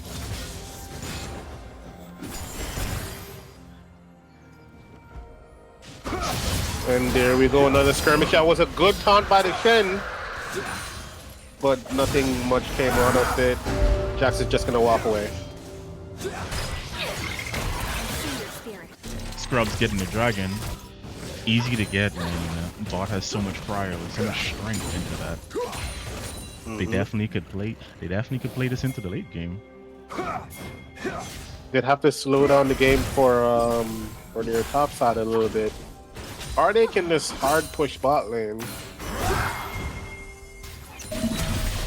Definitely an experienced top laner though. Yes, I could see that. Jack's making good trades. He's getting CS. He's zoning out Shen. Siobhan is playing to a strong side. And mid lane is always fighting. Don't we just love seeing that? 100%. They really need to slow their tempo down for the scrubs, because they're about to lose their lead if that Jack's getting any stronger.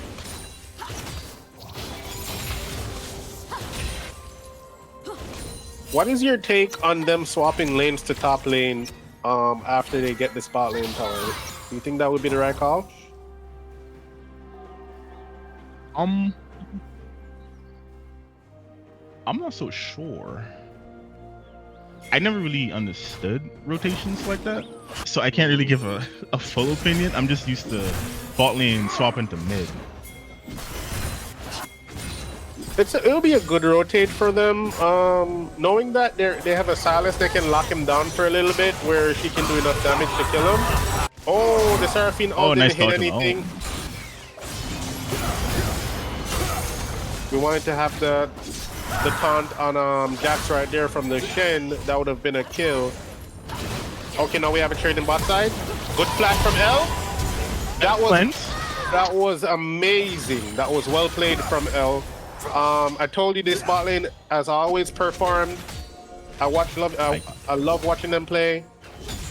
They've always been like one of the best they're like two of the best players that I know to this day, at this level of gameplay at least.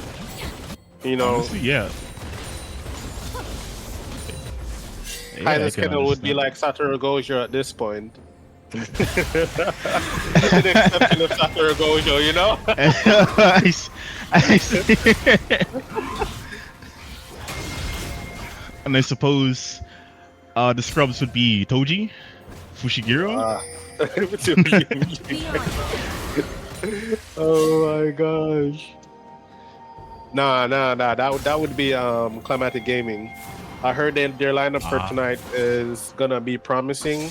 So I'm highly anticipating that game. As I said before, that game is gonna be intense. I would love to see how they play, given how you're talking about them.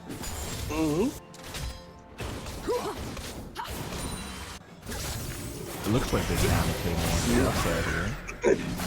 Vision on Ken top needs side. to be careful of those trades. A few stuff can happen here. We can lose the game. The scrubs can lose the game through top lane because they've allowed the Jax to do whatever he wants on the map, or bot lane could just walk them over. But at this point in the game, the items that Jax already has completed, he has already finished Triforce, which is one of his very core items at this point in the game. So we just want to see what the scrubs do here. This mid lane rotating blood. So there's another fight in the mid lane. They just walked out of there.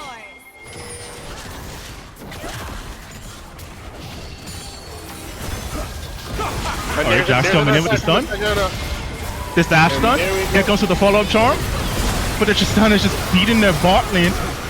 Oh my god. They just got wrecked. 100%. See, that's what I'm telling you about the Shyvana plays. Shyvana is one of those junglers that you never know where she's gonna come from at any given point, and she just swoops in, clear the fight out. Yes, she did. She definitely shut down Tristana before she could continue to do any further damage. Yep. So it looks like for Trini Esports, the Jax and Shyvana are definitely going to be the win condition. Tristana, if they could get the peel, or if Tristana positions correctly, she could ace the whole team by herself, especially with the Silas and his ult. Maybe he can make something, especially since there's Seraphine ult he can steal, Ashe ult he can steal, Aurora's ult, all good ults that he can make a comeback with. Yeah, Salas is definitely going to be their playmaker for the most of this game. That is why we wanted to keep the Shen in the game. Shen is currently out of the game. Shen is not even logged into the computer at this time. He's literally out of the game, so we need to get back momentum on that Shen. Yes, he's just here to press R and stall. Yep. That's the name of the game. Fighting over vision here. There we go at the bot lane. They made a swap. Bots mid, tops at bot, but they're scrubs. This is mid a laner. Oh, here comes the gang. misplay from them. Yeah, that's a misplay from them. It's kind of difficult for Syndra to answer Jax at this point in the game. It's not going to work out too well. And getting doles like that should have been seen a mile away from the scrubs, you know? Like, oh, that's a very good play from Salas right there. Oh my goodness, that was a beautiful play from Salas. Yes, I was saying he could use Ashe's ult to make a play. And this is where I said the Salas is definitely going to be the playmaker of this game. Yep, there we go from the mid lane tower just fell. We're going for another hit on the tier 2. Bam! Definitely smashing into this. Jax has the back. Ooh, but he gets a stop. We want to keep this momentum up from the scrubs at this point. L has definitely showed promise. He has impressed me yet again. Yes, he's been very aggressive with this Tristana. I hope he'll be able to carry this game. He has to be very cautious of the Shyvana and this Jax, however, there'll definitely be a problem to him in just a minute. Especially coming up for these team fights. Our next objective fight is gonna be very much soon, so he has to be aware. Doc's looking for this injury again. You see, this is what we don't want. We don't want the Syndra in positions like this. Nope. But can he get the shutdown? Oh, here comes the Can L get the Tristana. shutdown? There we go. Ah, there we go. Perfect. That's what we were talking about. That's what we were expecting from this team. Trini Esports is gonna have a I think they're in a very good spot at this moment. I think they're in a position to win the game. I'm just hoping they keep this up, you know? Well, we'll see. Because even though Jax is ahead, the rest of the team is still falling behind. Oh, that's a missed position from their support right there. That was a good pick as well. It looks.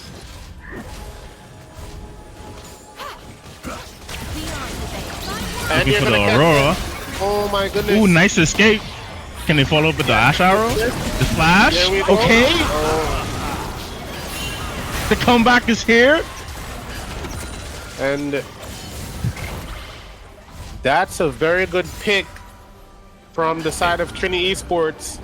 They really needed to get that Tristana out. That shutdown went over to the most important, well, one of the most important players on their team. That should be a very useful amount of gold for them. Yes, that shutdown, especially on Shyvana, a nicely scaling champion, with Jax as well.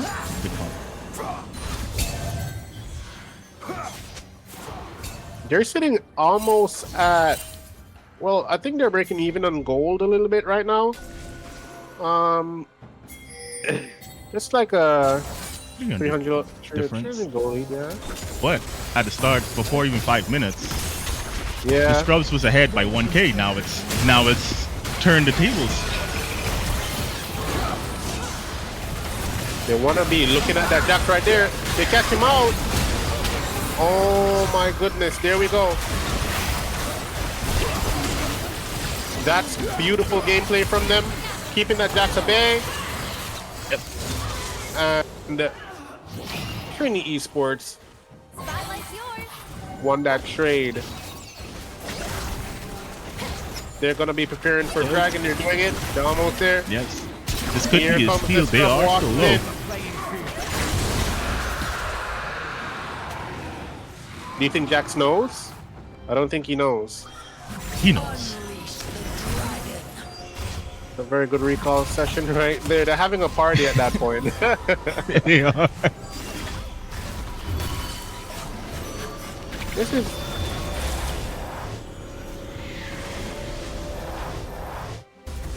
good reset from that Resetting team. Yep. Now they can spend all the gold. Coming back. 2 dragons on each team.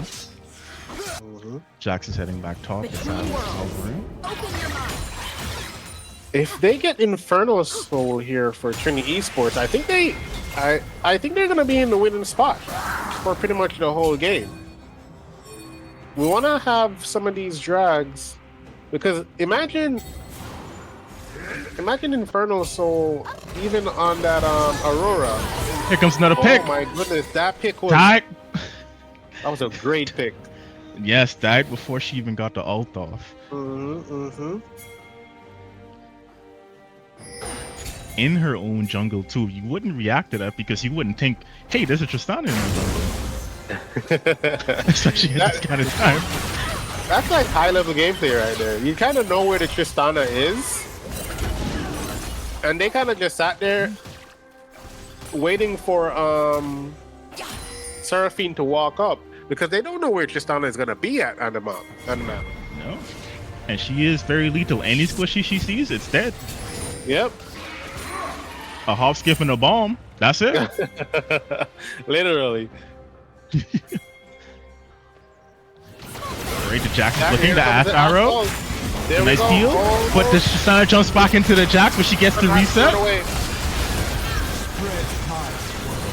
This is looking like a win for Trini Esports. For Trini Esports, they definitely won that trade. That was well executed from them. This one's for you. A As I 2 said, for none. it- This is a Baron play. That's definitely going to be a Baron play for them. We want to really focus on that Jax because, as I was saying before, if Jax was able to be neutralized earlier in the game, he wouldn't be this, impactful. Oh, there comes the Seraphine. That's Oh, Johnson. Good Good night. has faced it. Team has Baron. Let's see what they do with it. What do you think they're gonna do? Are they gonna go 1-3-1, or are they just all gonna play as a team? And let I think Jax it's going to be a 1-3-1 this time around. Okay. We need the Jax to be in his solo lane. Yeah. I agree because they don't have anyone that could actually stop him by Yeah. themselves. They can barely 1v3 the man. He's Yeah. so strong. He's very strong at this point. We need Jax to have his solo XP and gold. We need him to finish his items. I think this is going to be a winning game for Trini Esports, to be honest. It is. If this keeps going like how it is, Jax is gonna hit level 20. He's just gonna stat check everybody. We have seen There's a great taunt. plays. Oh, there's a taunt right there. He's just going to walk. Oh, Oh, okay. They're But going to unfortunately- just stand there dancing. They're doing the tango right there. gets an auto attack.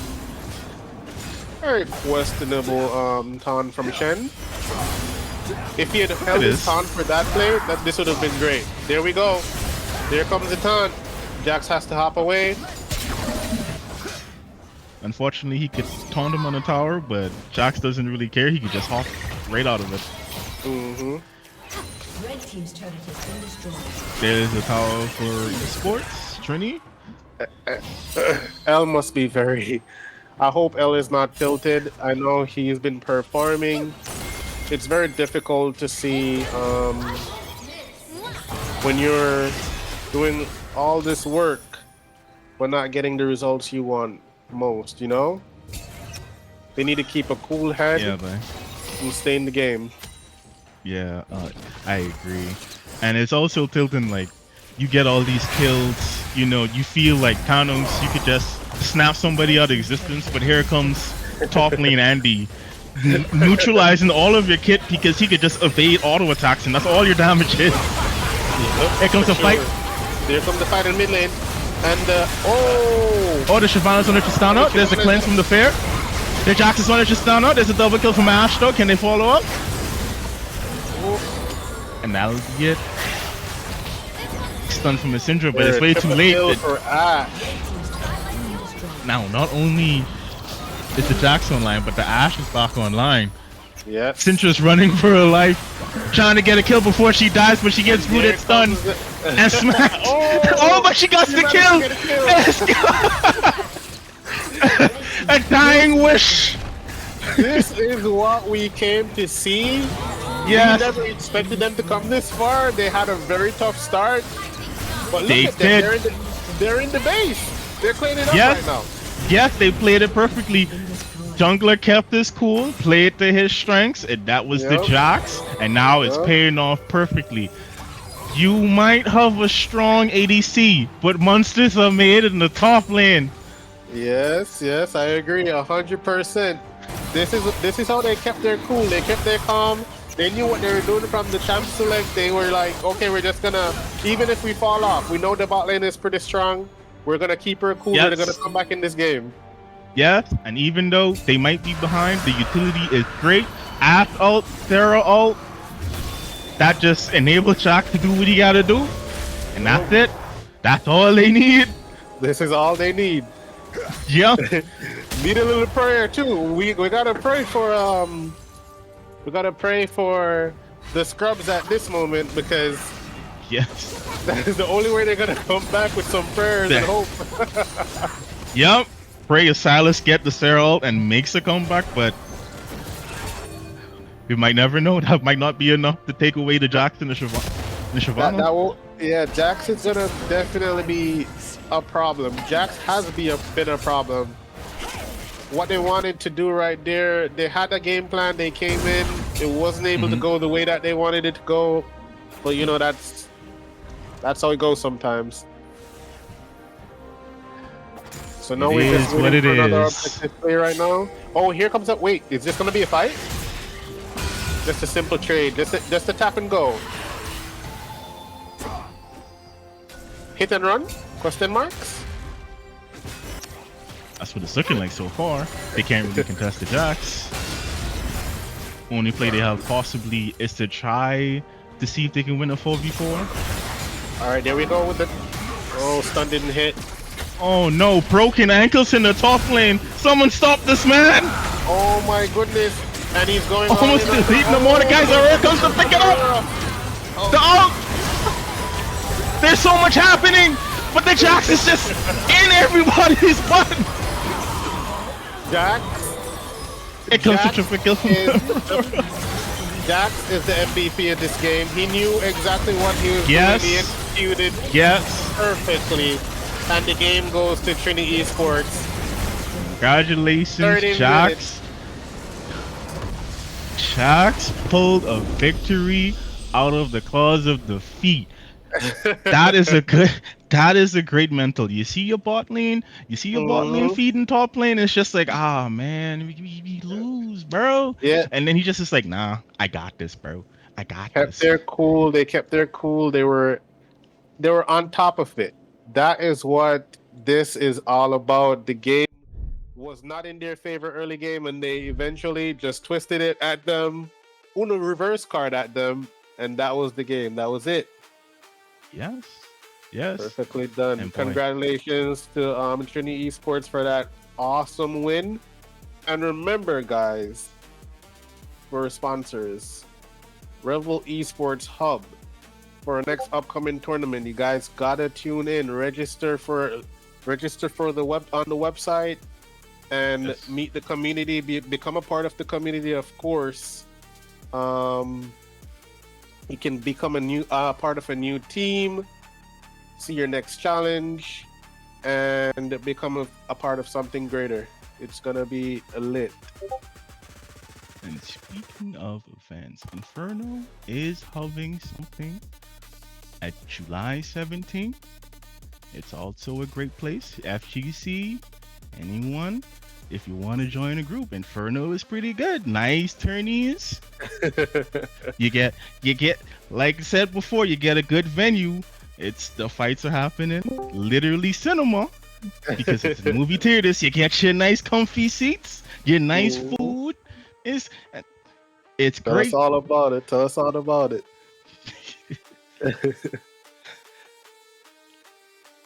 That was a beautiful game from them. This is gonna be a very interesting lineup tonight, because if they go to finals versus Kaiser's Kennel, do you think they will have that great of a performance tonight that they had just now from Trinity Esports? That is a great question.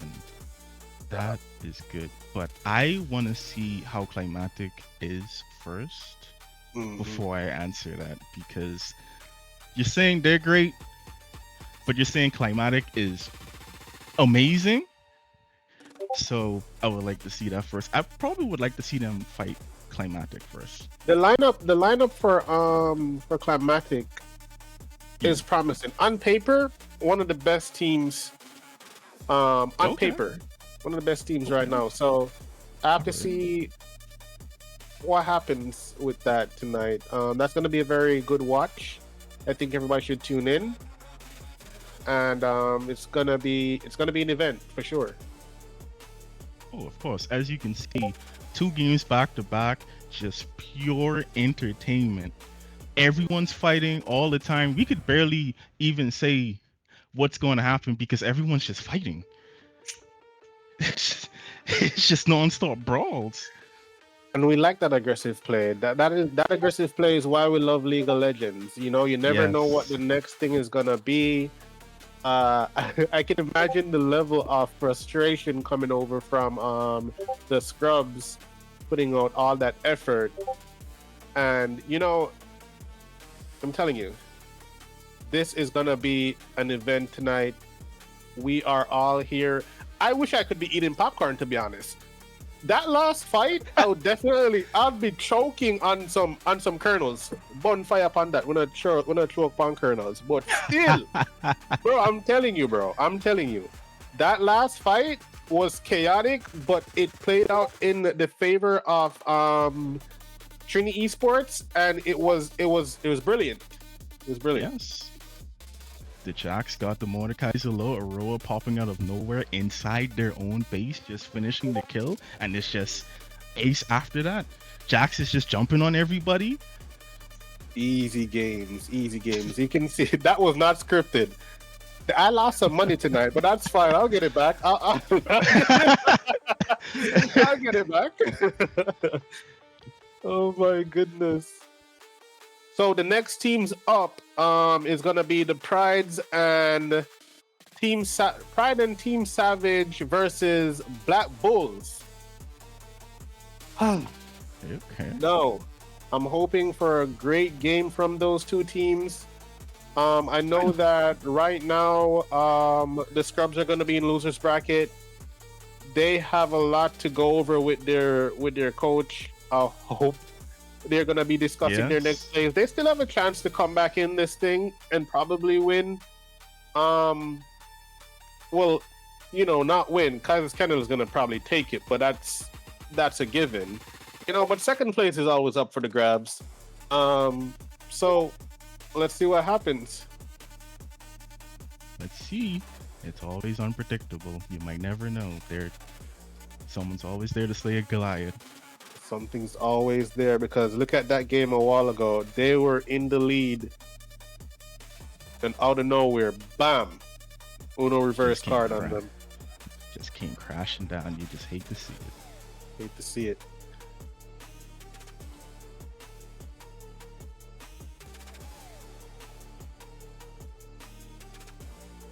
All right, everybody. it is time that we take a break. Stay tuned. Don't leave anywhere because the match is going to start soon. All right, brother. I'll see you soon. We're going on a break. All right, guys.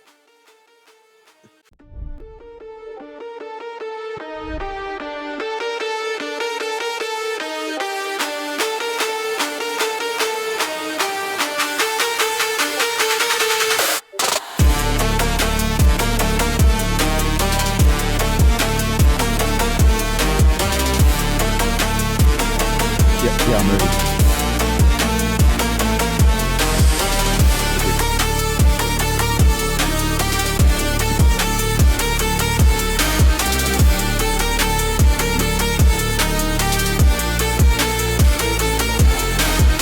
So which stream that was taken from? Am I spectating?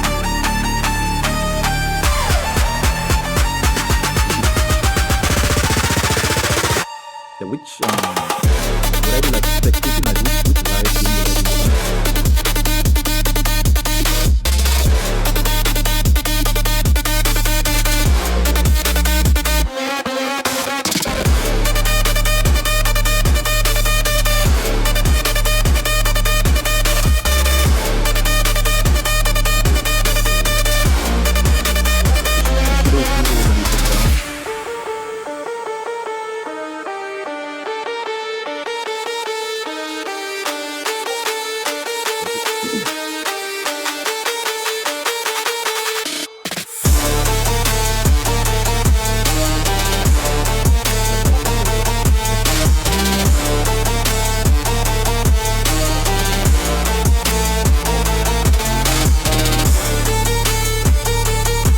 right, guys.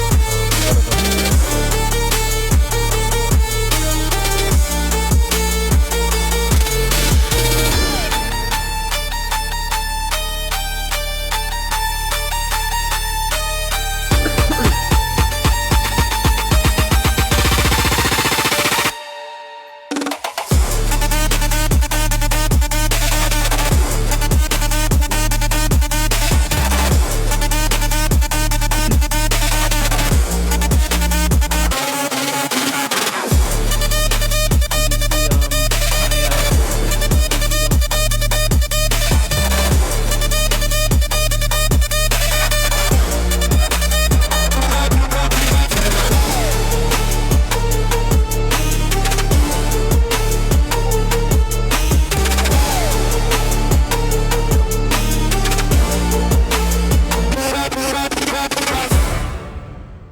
All right.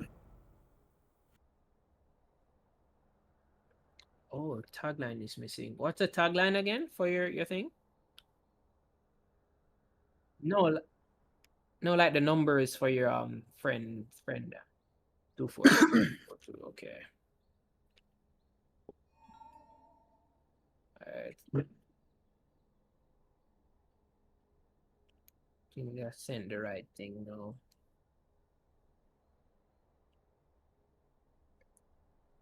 Uh,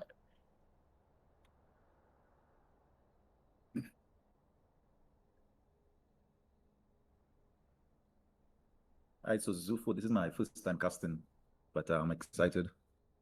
ah, yeah, it's gonna be fun, man. It's gonna be fun. Yeah, I think I'll.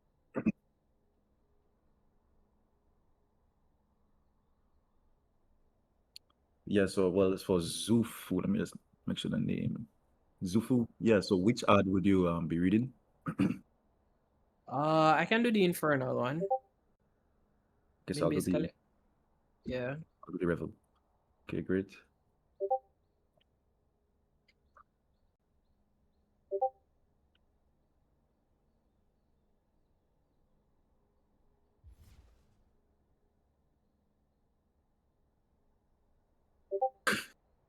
Okay.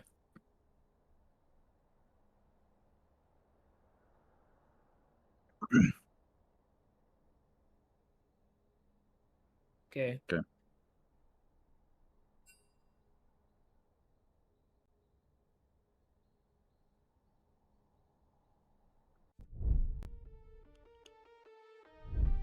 All right, welcome back to the Conch Cup, everyone, where the Seashells meet League of Legends.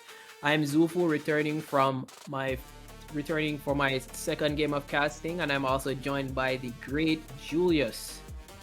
Yes, yes. Hi, guys. This is also my first time casting, and I'm excited to see how it goes. Yes, sir. Yes, sir. I'm sure we'll be having a lot of fun in this game. A huge shout out to our sponsors. First one that we have to talk about is Infernal.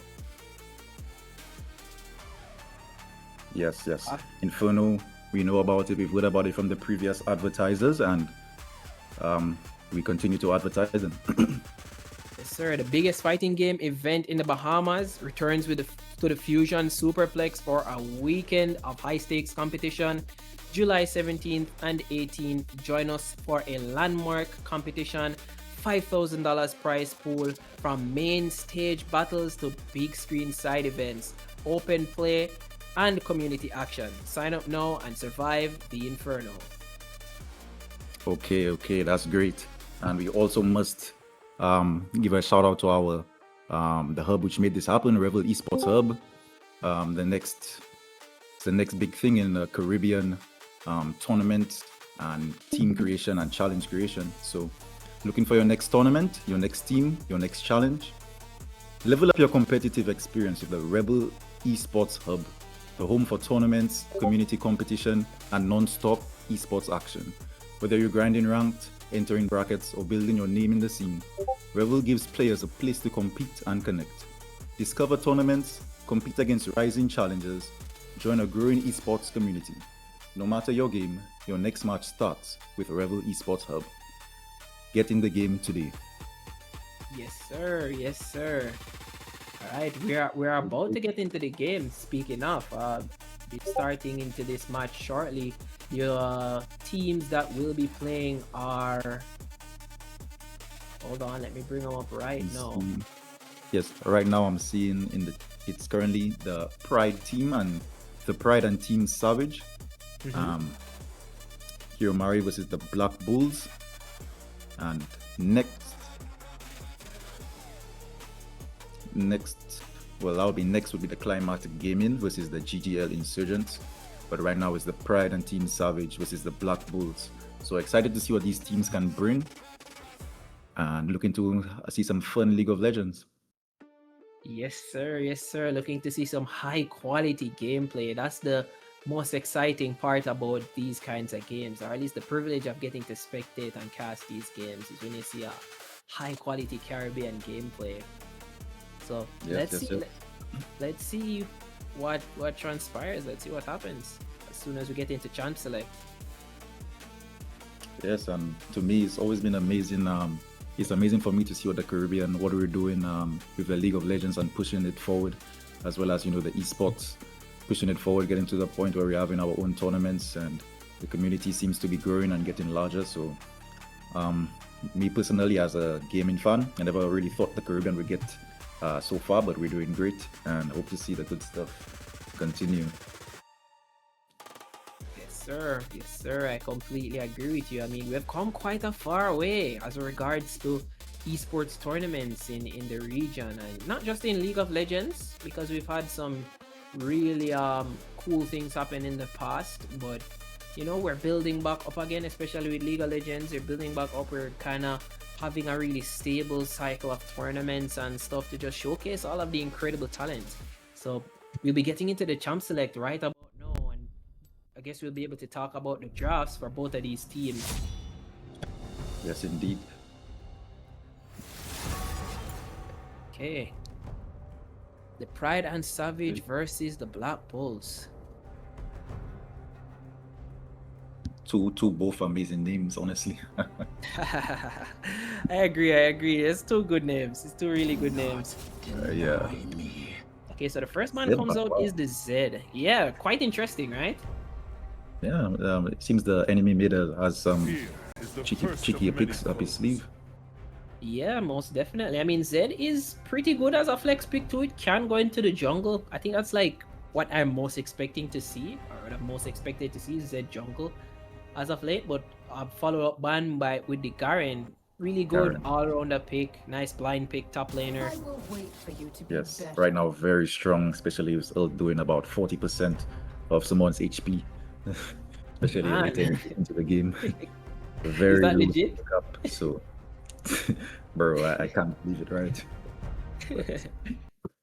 What did Yeah, I it's a do? really unbalanced champion, but we see two more bans come in with the Camille ban, pretty strong solo laner, good in the side lanes as well. The Medadas Really do good not at locking down forgive targets or as well, and forget. the scaling pick in the smolder also has been removed by the side Yes. of the Pride and Savage. And now another two bans, Ambessa. We know about Ambessa, really strong champion. Karma as well. I guess the enemy support also has that champ in their pool. So it's looking like Yeah, definitely. I mean, Karma is a really strong laner, good peel and all of that jazz. So it's good for disengage and sticking in lane, really strong and all of that. But a pretty good blind pick on the first pick, Mundo, right here for the side of the Black Bulls. there's Mundo. So right away they're going for strong tank in the top lane, good front line as long as he can get out of the laning phase. Should be a solid pick, but we'll have to see what enemy counters with. And they also have an Aurelion Soul and a Nautilus. Okay, so two AP picks. Nautilus if they engage, Aurelion Soul a bit of a slower scaler, so that will have to try to survive the early game.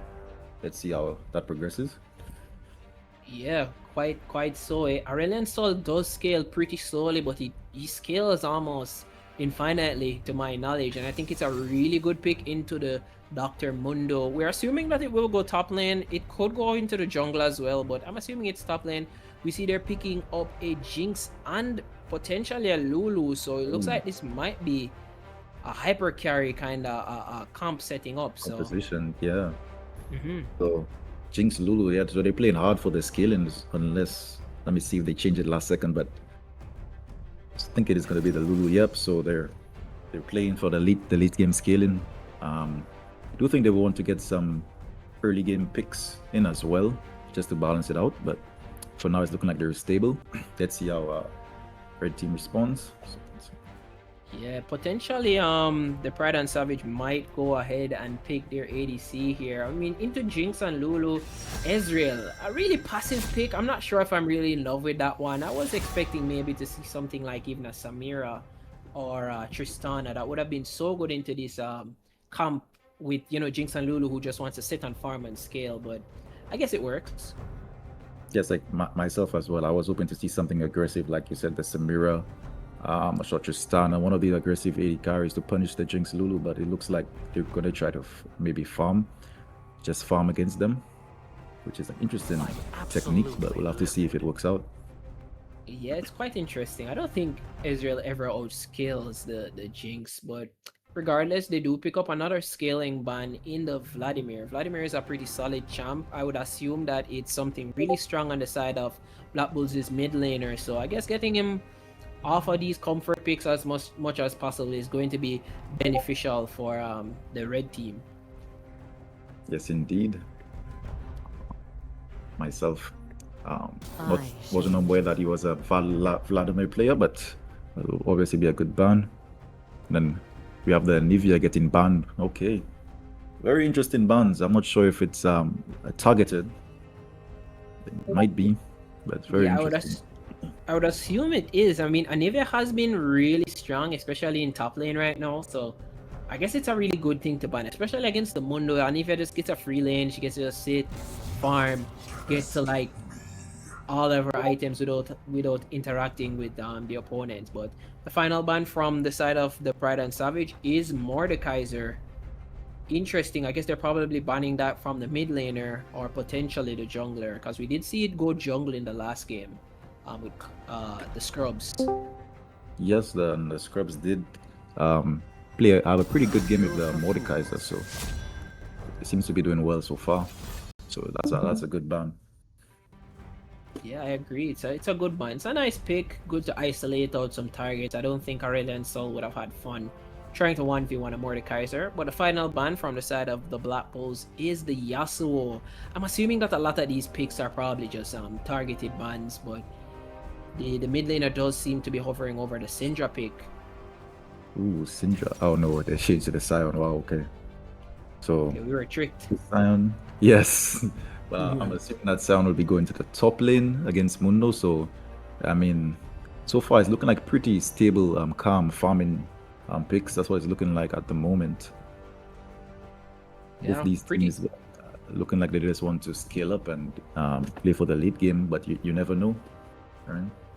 Yeah, pretty stable, pretty relaxed top lane picks. We see the Ornn picked up by the side of the Black Bulls, so I assume that that might be a Mundo going into the jungle, Ornn and Cyan top lane, and then a Brand mid lane to round out the camp on the side of the Black Bulls.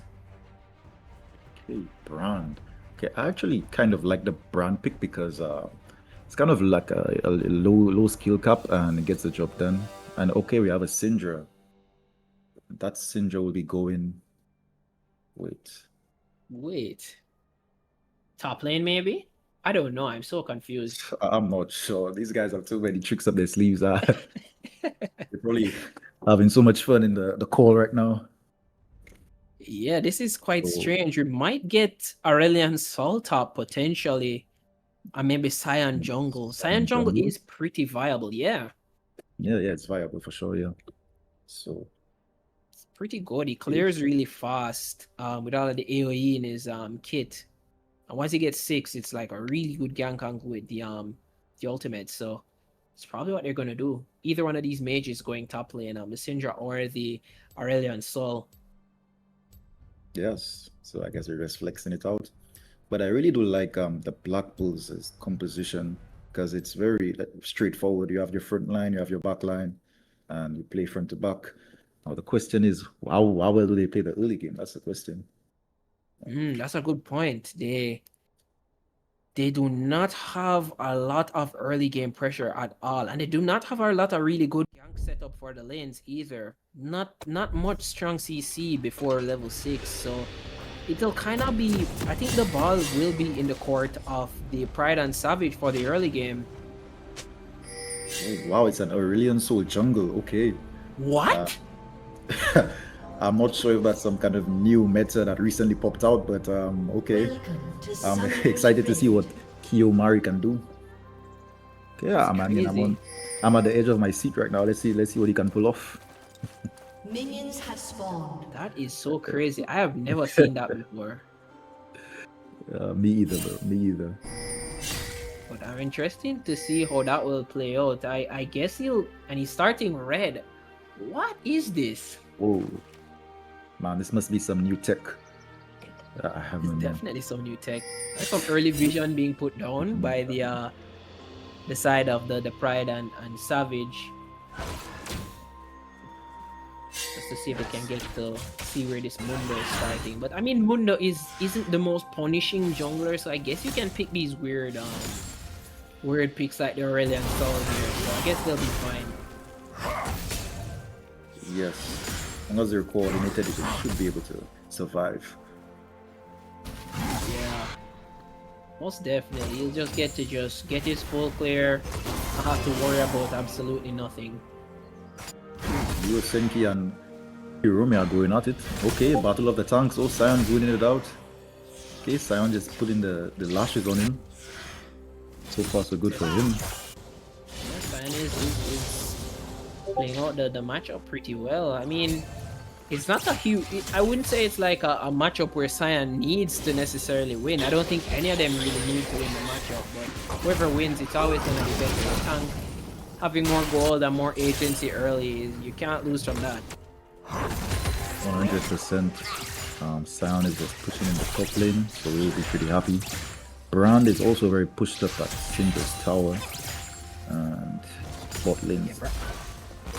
Yeah, Okay, Brand so- does get the early prio. Pretty good. Okay. Brand taking some. Oh, he lands a stun. Oh, very good trade for Brand. Chunking out O right now. And O is in a pretty vulnerable spot right now, I'd say, in this lane. Yeah, I mean, these guys are just so fortunate that the junglers are just going to sit on farm for most of the early game. Because I know O would definitely be feeling the pressure after losing so much HP basically for free. Oh, and he's still playing He's aggressive. heavily outtraded. Whoa. Yes. This sound is trying to stop on some crashing. Oh, Mundo is looking. Okay, onto the Nautilus. Okay, Nautilus going to flash. Oh, Aurelion Soul gets first blood. His flash is in. Jinx, who wins? Jinx. Oh, Jinx. It's a pretty cool spike. Jinx gets excited. Wow. Oh my god. That was heated, man. What a fight. Okay, these pretty guys are heated, gaming. man. They are gaming, man. I bet Aurelion Soul will be very happy with that. He got 2 kills, I believe. Yes, he got Yeah, 2 he kills. did. I think that trade really worked out in the favor of the Pride and Savage more than the Black Bulls, because Lulu was the one who got the 2 kills, 2 of the kills out of the 3 kills that went down there. So not quite ideal. Not quite ideal. However, the goal is still even, so it's still going to be a close game, but I guess Aurelion Soul will just be happy that he's kind of getting bailed out of the early game. Yeah, he's getting heavily accelerated. I'm really shocked that he was the one who picked up the first blood. I guess Mundo was really low. Oh, Yeah. one last from the brand. Oh, wow. Okay, so Brand with the moves on Syndra. Early game, we saw that he was playing aggressive. He was out shooting the Syndra, and now he just had to flash on him and make him know he's that guy, I guess. Yes, sir. I mean, the Nutsman is just playing nutty. He gets some free gold and he gets his last chapter, so being ahead in this mid lane matchup is going to be pretty good for him. I think Brand is like such a really solid, and I wouldn't say underrated. It's not as underrated anymore, but it's such a really good pick. Like we're having a little fight in the top lane. He's chunking out Sion. Oh, Sion is brave, he's staying. Going around. Already Sol again. The Oh, dragon he's got another one. ganks. Wow. Oh my god. This Ace Soul is just conquering this bot lane. Oh, look at the damage. Oh, wow. Okay. I think they might go for a dive if Lulu stays. She's forced off by the turret. Yes. It looks like Cyan died as well. Got solo killed. Wow. Yeah, so the way Sion was playing, I'm not too surprised that he died. He stayed at very low HP. But I guess he doesn't Yeah. mind because he's Sion. Yeah, it did not work out for Oh, him. Lulu lands the Q onto Ez. Ezreal is in danger. I think he's dead. Does he get Lulu though? The Ooh, the polymorph was huge there. The fan is trying to get a revenge kill. Forces Oh, the flash flash. over the horn, he flashes as well. He's trying to auto him Does down, Ornn live? uses the ignite. Does Ornn live? He lives. Oh, yeah, okay. Okay. Okay, so Ornn got greedy. Overstayed. Sion punished the Ornn. Yeah, he definitely punished the Ornn. Really well played, trading 1-for-1 in the top lane. Cyan is still way ahead on CS too, so this is definitely up for the Cyan. Yes, indeed. Also goes for a little proxy angle, just to accelerate himself even more. Yeah, so I think Sion is definitely fine with his current position. Going the ult. Oh, he gets Ooh, cancelled. he misses. He's still losing minions. He needs to get back to the lane. He cannot afford to sit and fight this Cyan. Yeah, this Sion is getting on exactly where he wants him to be. And now he has about a 20, close to a 20 CS lead. Very huge these tank matchups. Yeah, he is very huge. Cyan is playing the matchup superbly. Didn't even realize how far ahead he was on CS before Right. dying. Take a look at bot lane though. Ezreal has a 30 CS lead on Jinx. Wow, Oh my god, wow. this is... Granted, Jinx just have 2 kills. But interesting. Yes, that's what's keeping it relatively even. But Jinx is not Yeah. getting to farm so easily. Aurelion Sol has been bought twice since the start of this game, so that's pretty rough. Jinx needs to just focus up on getting some farm. Syndra's getting caught. Okay, Brahman is done. Or he's dead. He's done. He's done. Yeah. This is what I was talking about. O is going to have a rough time once this jungle pressure starts to get layered on. Cause it seems like he just straight up loses the brand matchup. Yes, and he's just stuck under his tower. And look now, well, he has no flash, so there's not really much he can do. He can't really walk anywhere, really, except just sitting under his tower. We see what happened as soon as he walked, he just gets ganked and killed. Yeah, exactly. He has to be extra careful, especially with the fact that Pride and Savage has taken the first dragon of the game, which is Chemtech Dragon. So they're chilling, they're building a little snowball. The gold lead isn't something crazy, it's just a 500 gold difference, so the game is still pretty even. I do believe it's still in anyone's hands, so as Sion continues to get turret teams. Okay. Mundo does get the grubs though. Yeah, he does. He does. Oh, he's looking mid. Looking mid again, Oh, Aesol is just for counter though. Oh, you wanna fight? Oh, oh my god, look at the damage on the brand. Oh, okay. Syndra is just so weak. Oh, there's another fight. Bot. Fighting on bot lane. Nautilus the R. He flashes in. Oh, he gets rid of it. Oh, she misses the ult. Oh wow, Ace, that's good. Does Ezreal get back in the fight? Oh, mid lane, oh, there's action everywhere. There's action everywhere. What's going on? What's going on? It's all guys. Pyrolental dies. Wait, did Lulu have ult this entire time? I'm not even sure. Did she just level up? But there was so much chaos. I'm not even sure. Yeah, there's too much going on the map, man. This is a crazy game. Very bloody game. Wow. Okay. Gold. So Black Bulls do have a slight gold lead. Yeah, they do. Almost 1,000, but I'd consider that to still be pretty small. Yeah, especially considering since Lulu has 4 kills. Right, that's literally what I was gonna say. You know, Lulu has most of the kills, so I wouldn't really consider it too big of a deal currently. But what do you think? Who would you prefer to be? Getting all the kills? No, well, which side would you prefer to be at this stage in the game? Would you want to be the Black Bulls or the Pride and Savage? I think Black Bulls are still in a good spot. They have good scaling. I think they have they're getting gold on Brand and I guess on Jinx somewhat. So I guess that's still fine. The main problem, and they have the Syndra really behind too, which is always good because I think Syndra is like such a game-changing mid laner. The only thing that is a real issue is that Aurelion Sol. Aurelion Sol is getting hella money. He's getting a lot of money. That's a problem. It really is a problem. Oh, he's looking mid. Okay, that's a beautiful gank. Beautiful gank. This Aurelion Sol is very creative with this gank. Yeah. This guy, he seems to be very proficient on this Aesol jungle. He knows it very well. He's surprising me. From the fog of war, Brand literally had zero clue, like he was there from the bush. Really yeah, he just pulled him in with the star thing, the gravity, the singularity. Yeah. There we go. That's the name of the ability. Pulled him in with that, and Brand just couldn't move. He didn't have sums either, so he was just stuck. Yeah.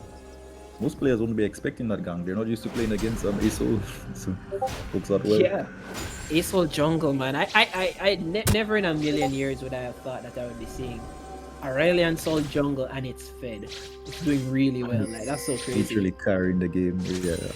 Props to Kiyomari, man. Props to him. That's the GOAT, man. That guy's the GOAT.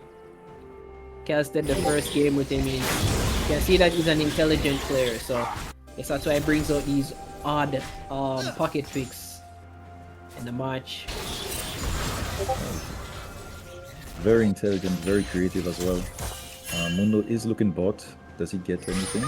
Sound is there for the counter. Okay. He does not land. The depth charge has been used onto Mundo. He flies up into the air, but no more follow-up. I guess that's the smart Mundo overextending. Oh, Mundo overstepped. Oh, now the fight gets out. And it's also here. It goes over to the Mundo, it takes down the Nautilus, he's coming forward. Mundo's a perfect slash. I'm sorry, everyone. Okay. Jinx not getting these kills is not what I want to played. see. Okay, yeah. But still really good for Team Black Bulls in my opinion. Because of their comp, because their comp is so easy to execute later into the game, I would prefer to be Team Black Bulls at this point. Oh, for counter Iso. Oh my god, this guy's descent is crazy. Oh, Up everyone. he's just in the middle. He gets Jinx.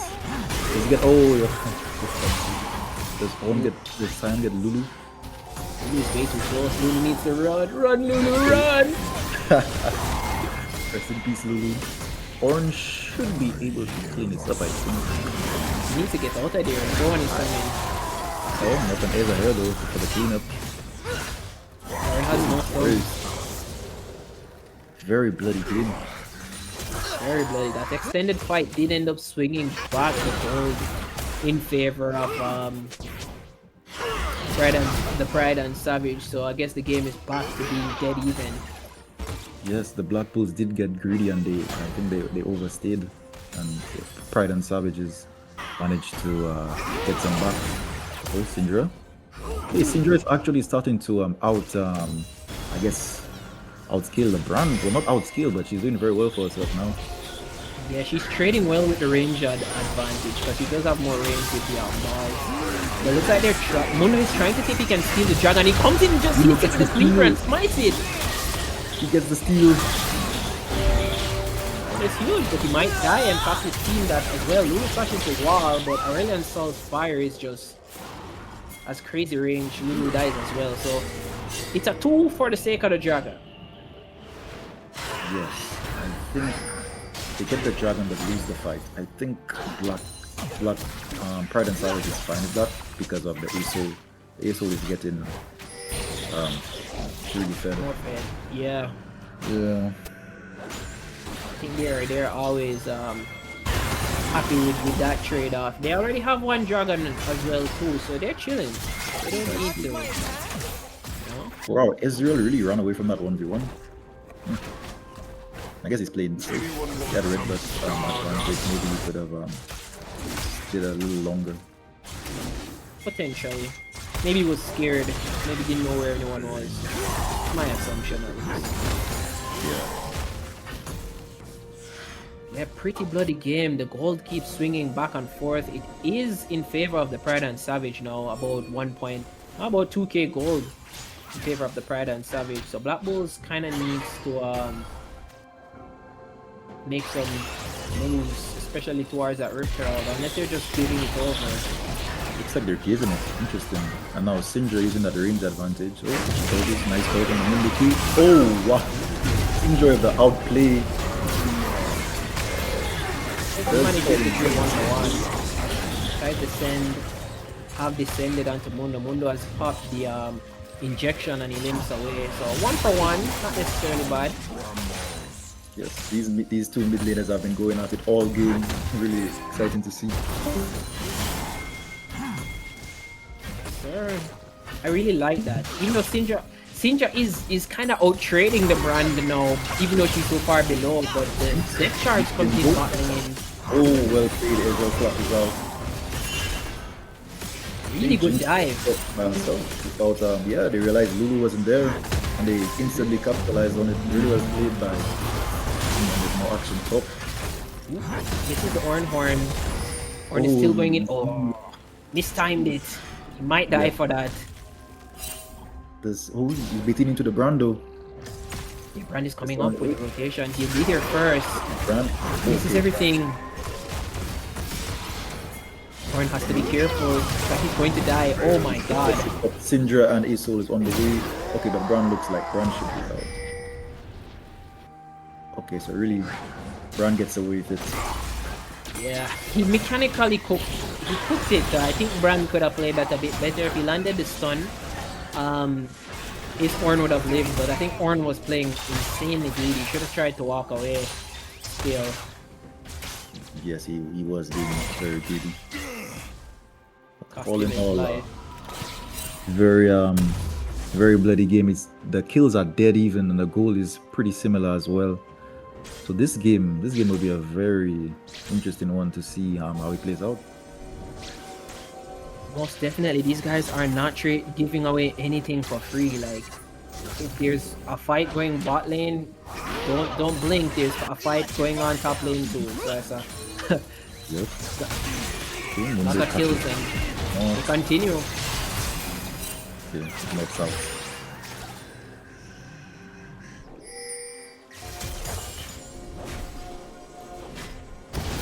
Here, Hey, we might have the dragon soon though. Brand flashes on the Syndra, gets a stun, and Syndra's dead. Well played by the Brand. Syndra Very well didn't need that flash. If he lands the stuns when it counts, that might be a conversion for the Black Bulls to get the Rift Herald. Aurelion Soul might want to fight for this. Sound is out of bounds, but how long can he stall? Okay, Aso gives up. He gets stopped in the ultimate. He was trying to escape, but he's not tanky enough to live. Oh, he Aso got has the given up flash. on him. Wow. Okay, well. Sound tried to get onto Brand at the end there, but it wasn't good enough. Yeah, I can see why he would have tried that, expecting to do enough damage. But I guess they didn't bother to get the Rift Herald. The Dragon is going to be up in the next 10 seconds. Okay. Well, this does allow them to get position on the Dragon because they saw 3 people topside. So Yeah. team Pride and Savage definitely got good position here. Definitely do. They have priority. They have guard, and they're going on to the orange. Ooh, the Brand ultimate hits 2, kills the Ezreal. The Unborn goes to nowhere. Mundo is trying to 1v3 while the Nautilus is stuck. He tries to direct line out. Unkillable here. Syndra has the flash. Oh, it is very good. Very good for Beast Team Black Rocket was Bulls. huge too. Yeah. This is a huge swing in the game. This game is so volatile, man. Yeah. So this Dragon goes over to the side of the Black Bulls. We thought they were caught out, but the ambulance was only needed for Pride and Savage. Indeed. Okay, Simon is going for the 1v3. Very great Sion, Simon. alright? The sound disconnected. Sion? I'm wondering, that was quite ambitious. Did he R to get back to lane and then DC or? I'm confused. I don't know what happened. I think R'ing to get back to lane to protect the tower, correct move. Running into 3 people, not correct. Very incorrect. Okay, we're Don't not do sure what that. happened there, but mistakes happen. We're gonna get back locked in.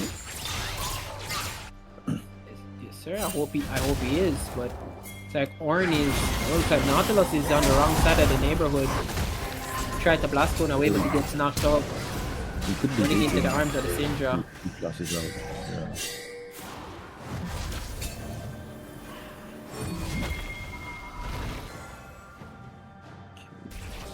Yeah. Game has swung. It's going so back and forth that nobody is holding on to the gold lead for longer than 5 minutes. Because it's back in favor of the Black Bulls now. Yes, the Black Bulls, I feel that they're very happy in their current state. Might be the best state they've been in all game, given that they now have 2 Drakes. So, and they're gonna keep scaling with the Jinx Lily, as well as that Ornn. Ornn is gonna upgrade their items. So, I'm preferring Black Bulls at the moment. But we've seen how this game has been going. So, really and truly, anything can happen. Don't count Pride and Savage out as yet. You are completely right. I mean, this game is just flipping and flopping, and with the fact that it's an Infernal Soul, that's going to be the soul for this set of dragons. It's going to be very, very important for both of these teams to make sure that they are the ones to select it, because it's going to be humongous. They are going to be playing around huge damage threats like Brand and Jinx, and the Aurelion Sol and Syndra are no slouches. So this dragon is going to be very, very important for who has the advantage to win this game. Yeah, extremely. This game is looking like it's going to be extremely close. It may, in my opinion, come down to team fight blunders, because last fight we saw the Ezreal kind of overextend and get caught. So we'll have to see how they play the other team fights out. It might come down to skill gap in the fights. Yeah, I completely agree. It's definitely going to be that which it comes down to. I think both of these teams have really good team fight comps. I think Simon is getting a bit greedy here. He's trying to find one as well.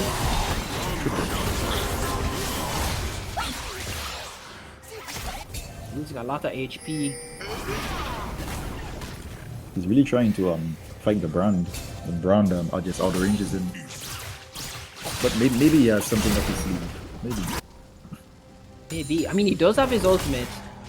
Maybe if he gets in close. Yep. A very important objective goes down here. The mid tower is claimed for the side of the Black Bulls. So both teams have lost their outer mid towers. Really important thing as regards to vision control and priority as well. So it's a lot easier for the Black Bulls to get vision and set up for that Baron. Seems to be what they're really playing towards right now. Yes, they do have complete setup. Although Pride and Savages are trying to reclaim some vision right now.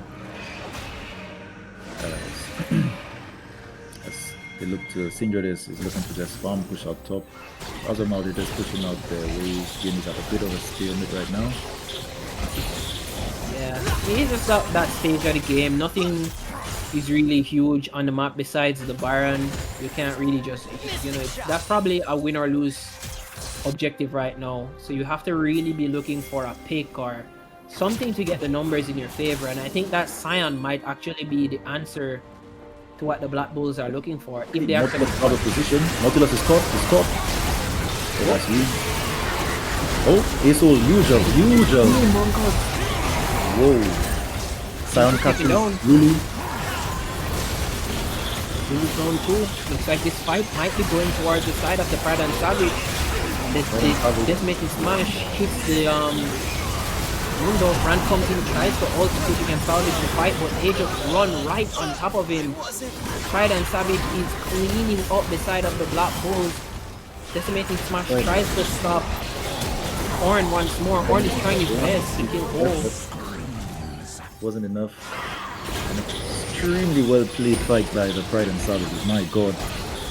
This is what we were talking about earlier. This game will just come down to mechanical who plays I guess the team fights out the best.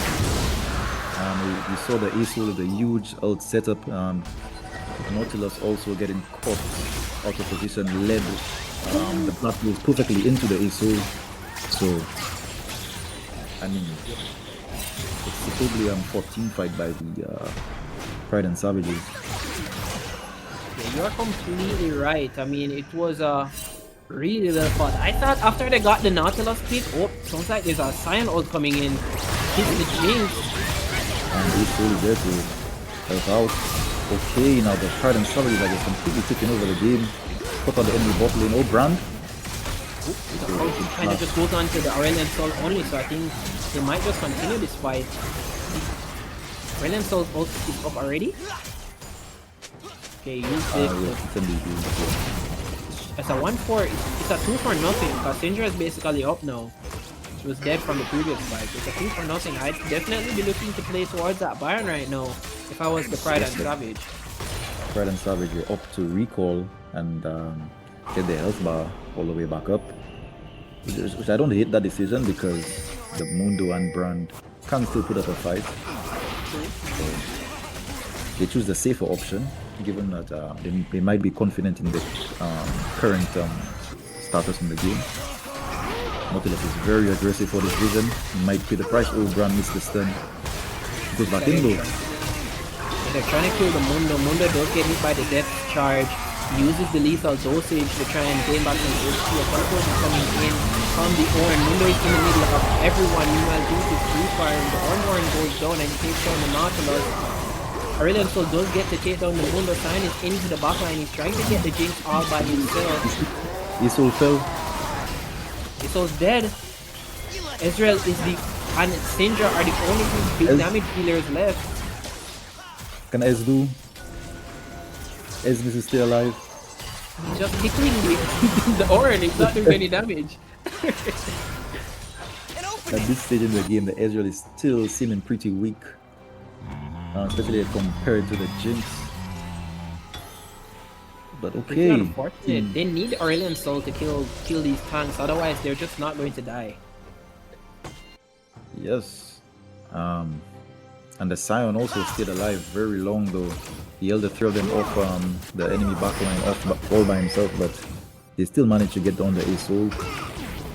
I think Team Pride and Savage were just a little too aggressive, over aggressive with their position, and that's why they got caught. Yeah, they were too desperate for the pick. They were way too desperate for the pick. And Yes. trying to pick Mundo it's a fantasy. It's really easy to write that down on a paper and say that you're going to do that, but it's really hard to do. Yes, yes. And you're gonna get worse as the game goes on. Yeah. Cause he has like, I just checked his stats. He has like 4,000 HP. Wow. Yes, getting My hurt. mistake. 5,000 now. Yeah. Hard kill for sure. But this Nautilus Kaim, he's a bit of hit or miss because the last fight he baited them in and he won them the fight, but this fight he was a little over aggressive for that pick, which led to them losing that fight. So we'll just have to see what happens next. He was really greedy with his choice of target selection. Definitely needs to get a hit onto one of those backline carries, but it seems like they might be trying to take out the Scion, but Sion's just wasting their time. Meanwhile, the rest of the team trying to get Baron. Right.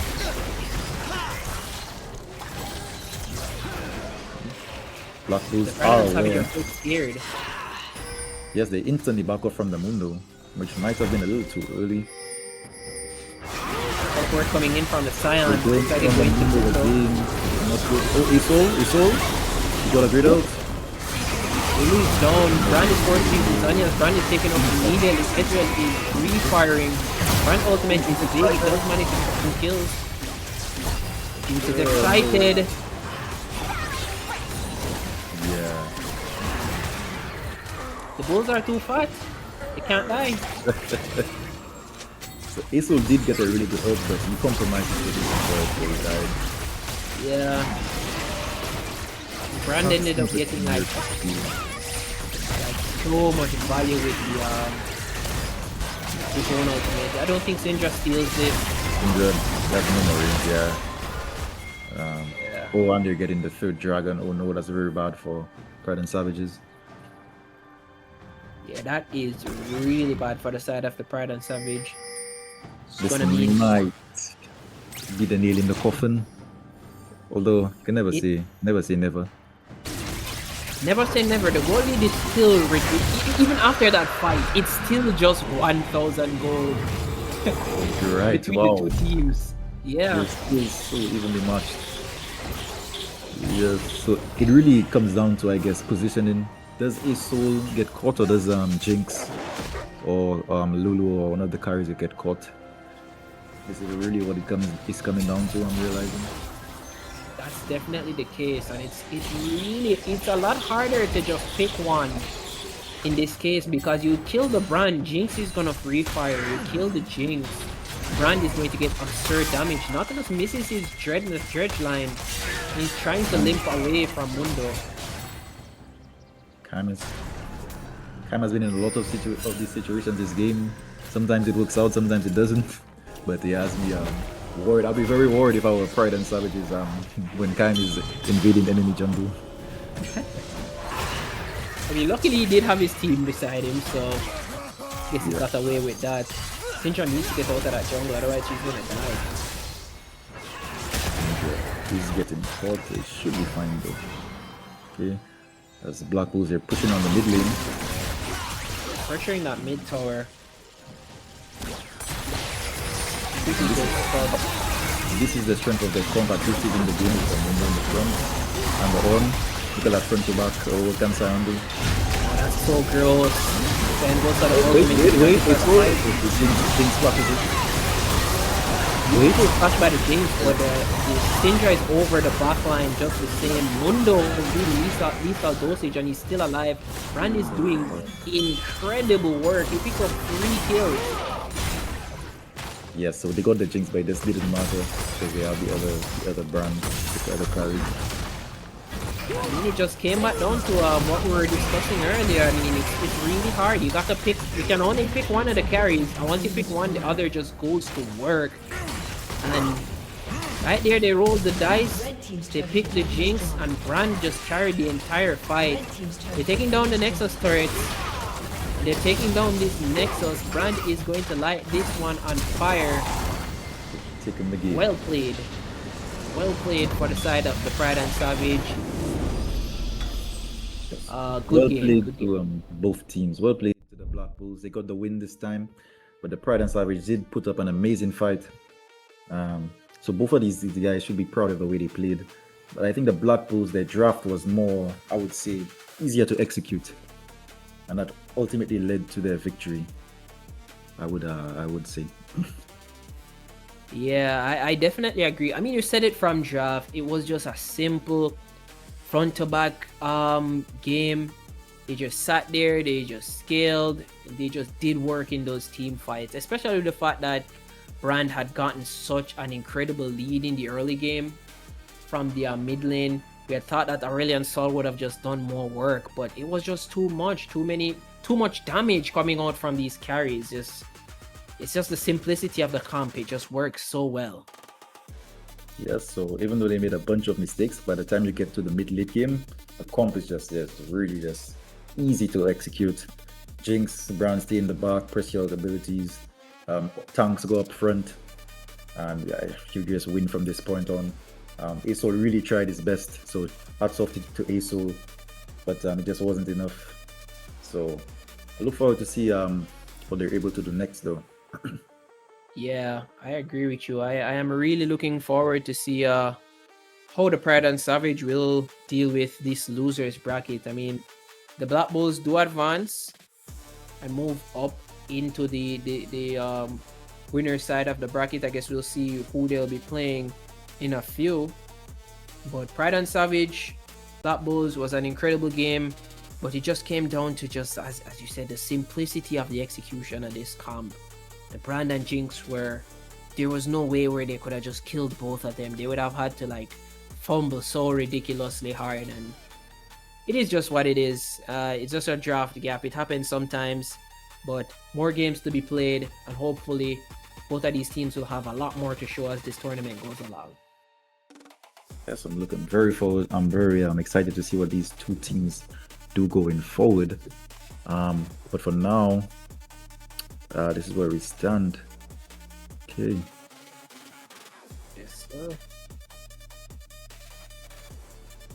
Yep, we're about to get the next set of teams ready for the next match, but I just wanted to shout out again our sponsors, Inferno, July 17th and 18th, huge $5,000 prize pool for some fighting games, biggest fighting game event in the Bahamas. So come out and play, guys. I don't live in the Bahamas personally, but if it's being streamed, I'll be there to watch it because I can't cast fighting games.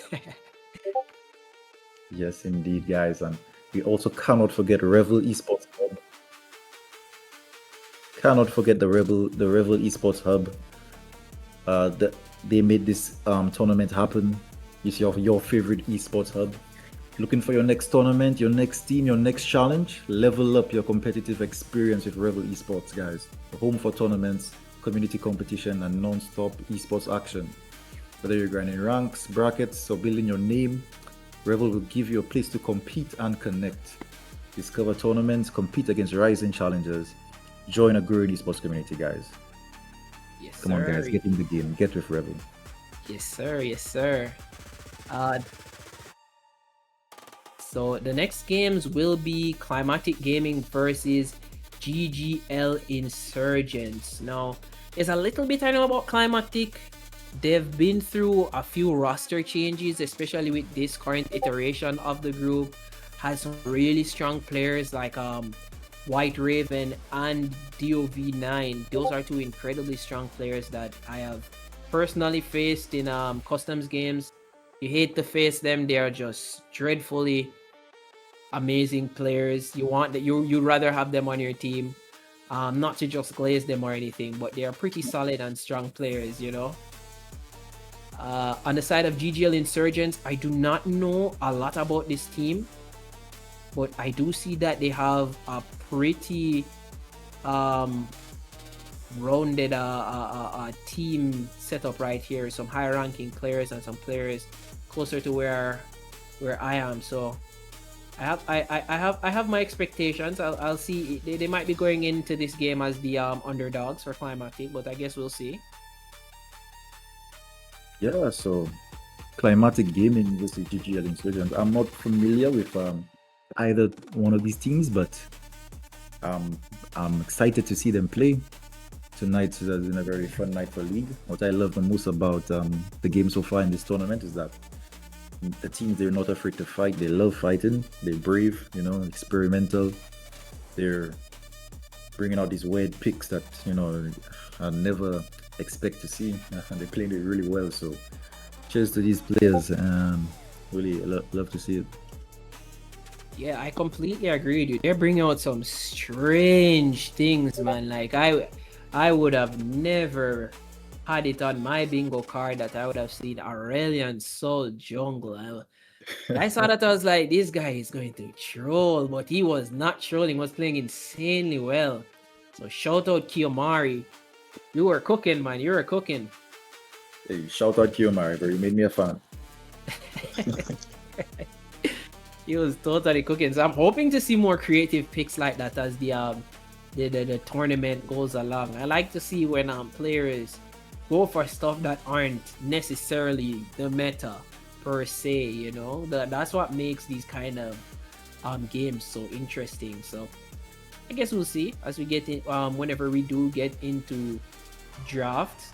What I do know for sure about Climactic Gaming is that based on this new iteration of this roster, I can tell you that they're potentially going to be a bot heavy roster. They have a lot of really strong laners. They have a Masters mid laner. They have a Masters jungle player. But I know that White Raven is a really mechanically skilled ADC player. So I might be expecting them to play towards their bot side a bit more. I guess we'll see what their game plan becomes from their draft. And we're about to get into the draft phase right now. So I guess we'll see what they decide on how they'll be playing this game out based on what they pick.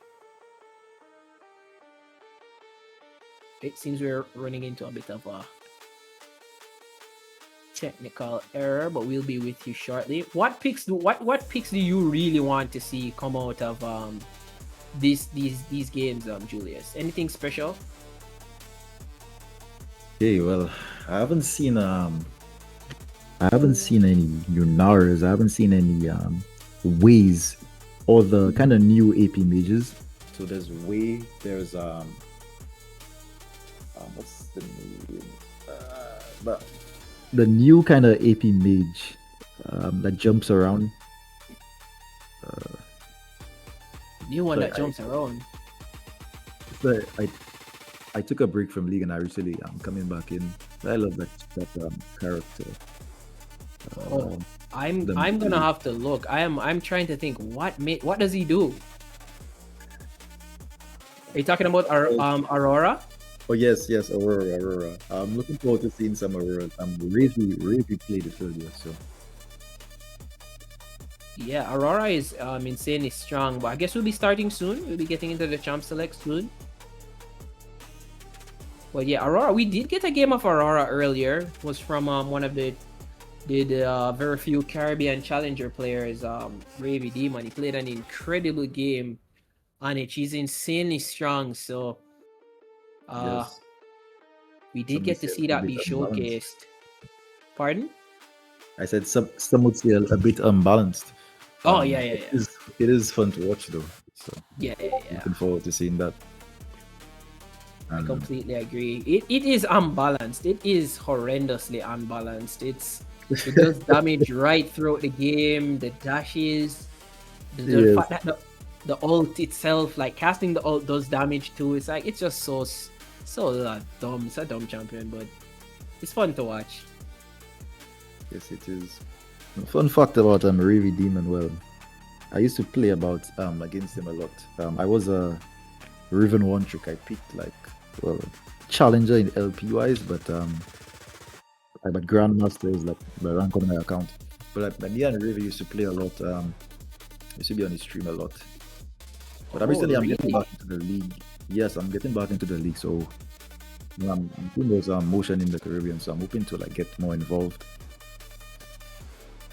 That's kind of insane, man. Like that's an insane flex, dude. That's an insane flex. The closest I've been to playing with Ravy is certainly not solo queue. Okay.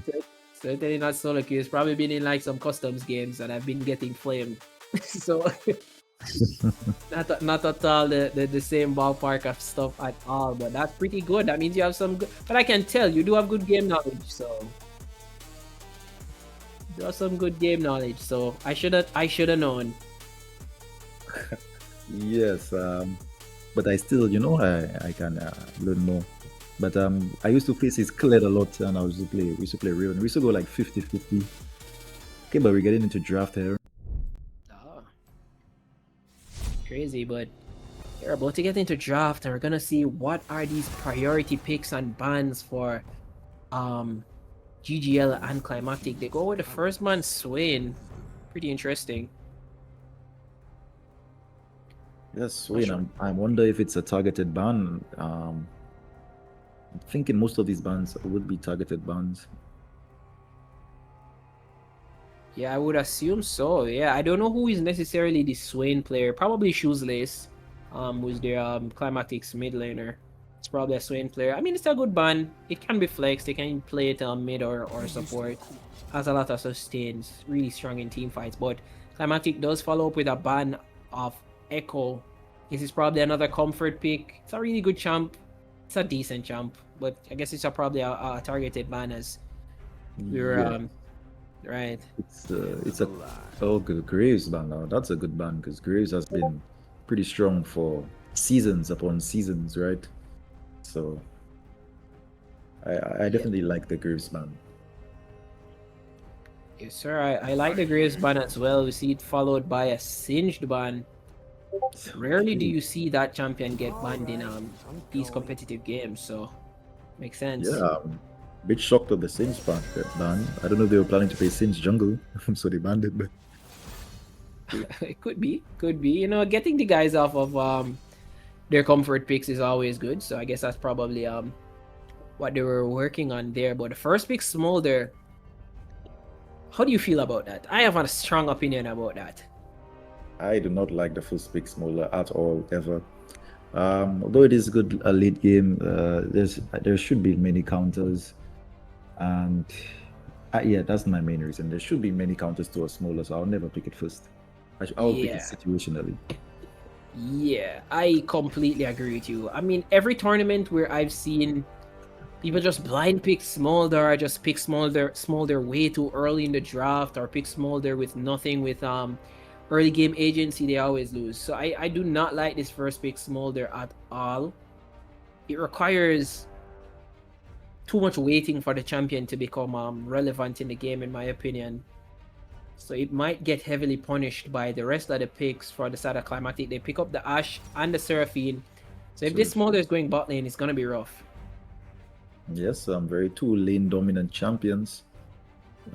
Let's see what they pair with the Smolder, but then they also have the Shyvana, which has been pretty strong in the meta, I'd say. So it's fine picks for now. We'll see how what they pair with the Smolder, see if they could bail him out of lane. Yeah, I mean, I like the Shyvana pick overall. As you said, it's a strong meta pick. I've never won a ranked game against Shyvana, so the new Shyvana at least. So it's pretty good. We see them follow up with Tahm Kench, which most likely is gonna be Tahm Kench top. Okay. Yes, it is a bit of a flex, but should be leaning towards top. Oh, the Silas. That's not bad. Yeah, it's nice. It pairs well with the Seraphine that comp on board.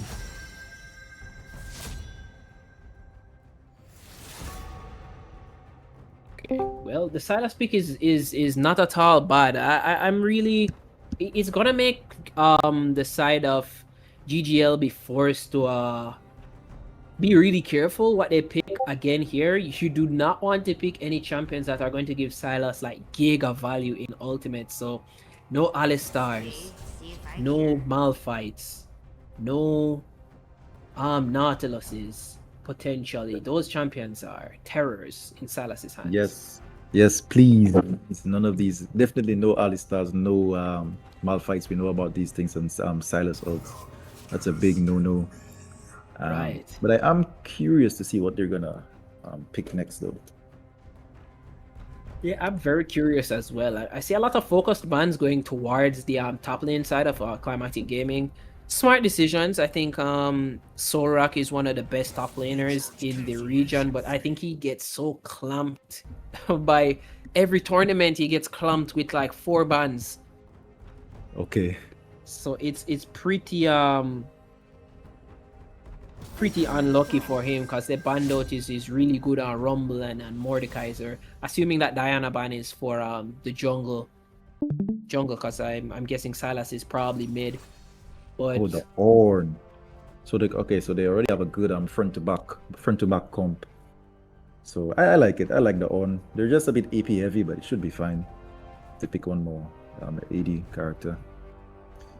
yeah, they're really AP heavy. They're probably going to have to pick an AD jungler, as you were saying. But oh, we get the Ziggs pickup. I love this champion so much. I'm assuming that it might be Ziggs bot lane. It could be mid too, but they have the option of flexing it around. The flexes are crazy this tournament, so we just have to see. But the Ziggs, it's cool. It's cool. This game, I know Ziggs is definitely an overpowered character, but I'm not feeling it too much this game. I'm not sure why. I guess it's fine. It's fine. It's fine. Yeah, it makes the comp feel a bit mixed up because it's just like this random poke that just kind of shows up. But And final pick the for Orianna, Climatic. Yeah. that's they have a very strong comp. Another front to back comp, and they also have the ganking. I believe that Silas jungle should be Silas jungle, so they have the ganking Silas front to back comp skill very well. They have the Silas Orianna combo, so they can pull off some really good combos later in the team fights. I love the comp. However, for Team Climatics comp, they're very tanky, very beefy. The Xin Zhao, I'm just not sure they're going to be winning the early game fights. Xin Zhao is okay, but not sure about the Shyvana. The Kench early game, though. And obviously, Smolder. Yeah, obviously Smaller is going to be forced to scale for a bit. I think Tom Kench does have Tom Kench has one of the strongest level 1s in the game, especially when it comes to like straight 1v1s. So only a few champions really just beat him straight up. So I think if he can lean into that, he'll have a good time. But I'm not sure if he will. It's looking like a Kench support and the Xin Zhao top. What is this, man? This is crazy from Climactic Gaming. This is so crazy. I think that's GGL. It's definitely not Climactic GGL. is yeah. Okay. GGL, what is going on in this game? Oh, the pause is the pause to remake the draft. Send Xin Zhao jungle. Take Has a to be. Oh, Because nah. this is Xin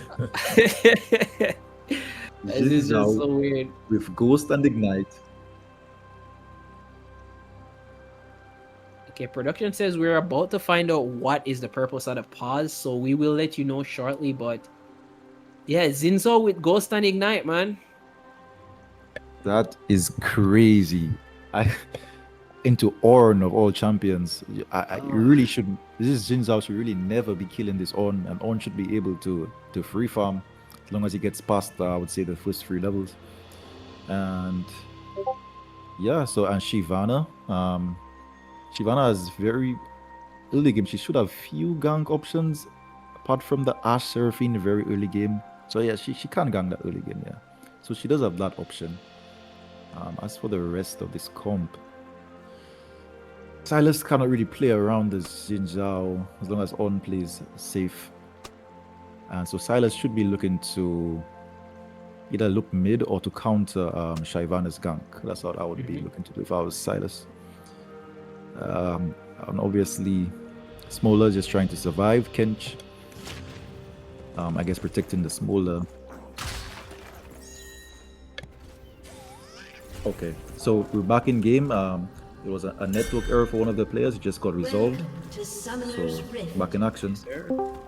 Yes, sir. Yeah, I agree with like literally every point that you've made so far, Minions has especially as it spawned. regards to the Ornn into the Zinzo matchup. I mean, once Ornn just gets chain vest, oh, looks like we might have he misses the chains Yeah, onto the Ziggs. That would have been huge for the mid lane matchup, but yeah. Yeah. As long as On plays respectfully, you should just be able to just farm up in peace exactly what their comp wants. As long as everyone, honestly, as long as Team Red just respects the Shyvana early cheese gank, they should have no problem just scaling into this game. But we'll see what happens. Changes out the E start onto On. especially in DC, what happens? The E starts crazy. This is so strange. Audacious charge. This is so strange, man. But I guess we'll see. Of course, Smolder is getting bullied level 1. Yes, as This we duo, expected. right?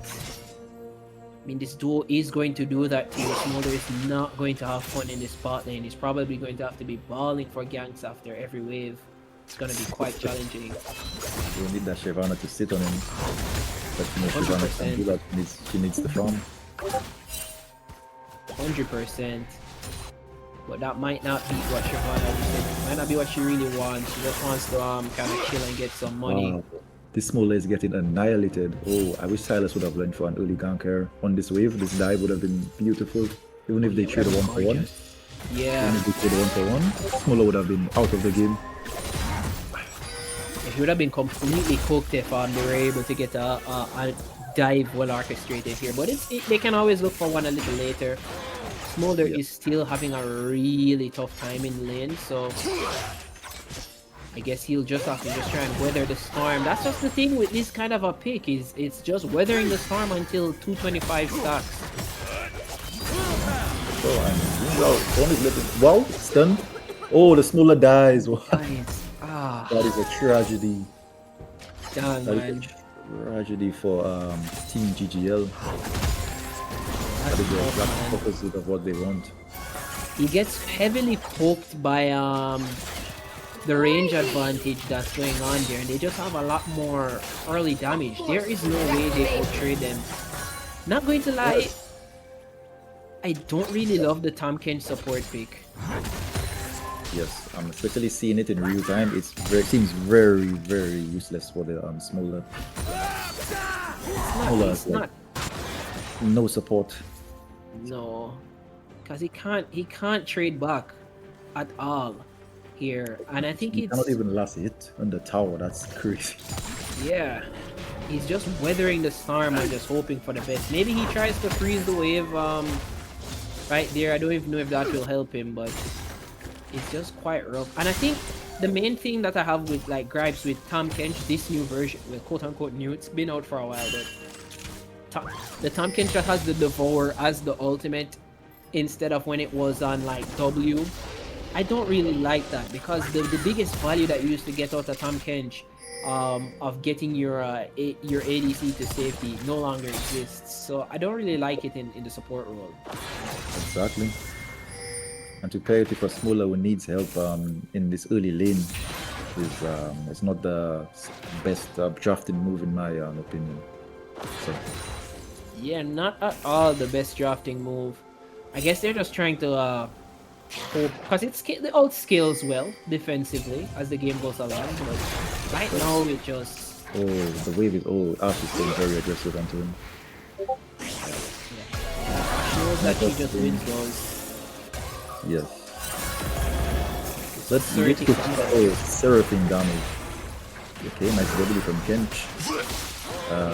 Okay, so Ash got a little too aggressive there, and Kench managed to let them crash that wave. So Smola gets to reset her. Oh, he doesn't base her. Ooh, that's unfortunate. Probably a pretty greedy base to recall right in the middle of the lane. But Silas is here. Kench went way too deep. Oh, Kench, no. This is so bad. Silas. Yeah, it's horrible. So bad for team GGL, because we don't want to accelerate this late game comp.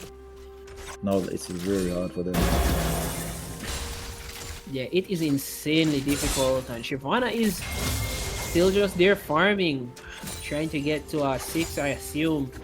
But her bot lane is being steamrolled. I mean, Tom Kench is gonna have quite the time trying to do anything for his smolder or even for himself. I mean, he's tickling on. Ornn has the Bramble Vest now, so no more 1v1s. He's just gonna be chilling, not interacting with the Zinzo. He really shouldn't. The weird name. Eat my gas, okay. Quite the name. Oh, Ornn is looking for a trader. He's coming out ahead on the trade, even though he's not like attacking the guy. The Bramble Vest is just doing insane work. Yep, for sure.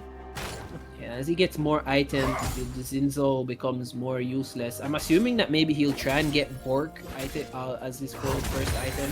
It's the only thing that makes sense to me. Yes, on that item.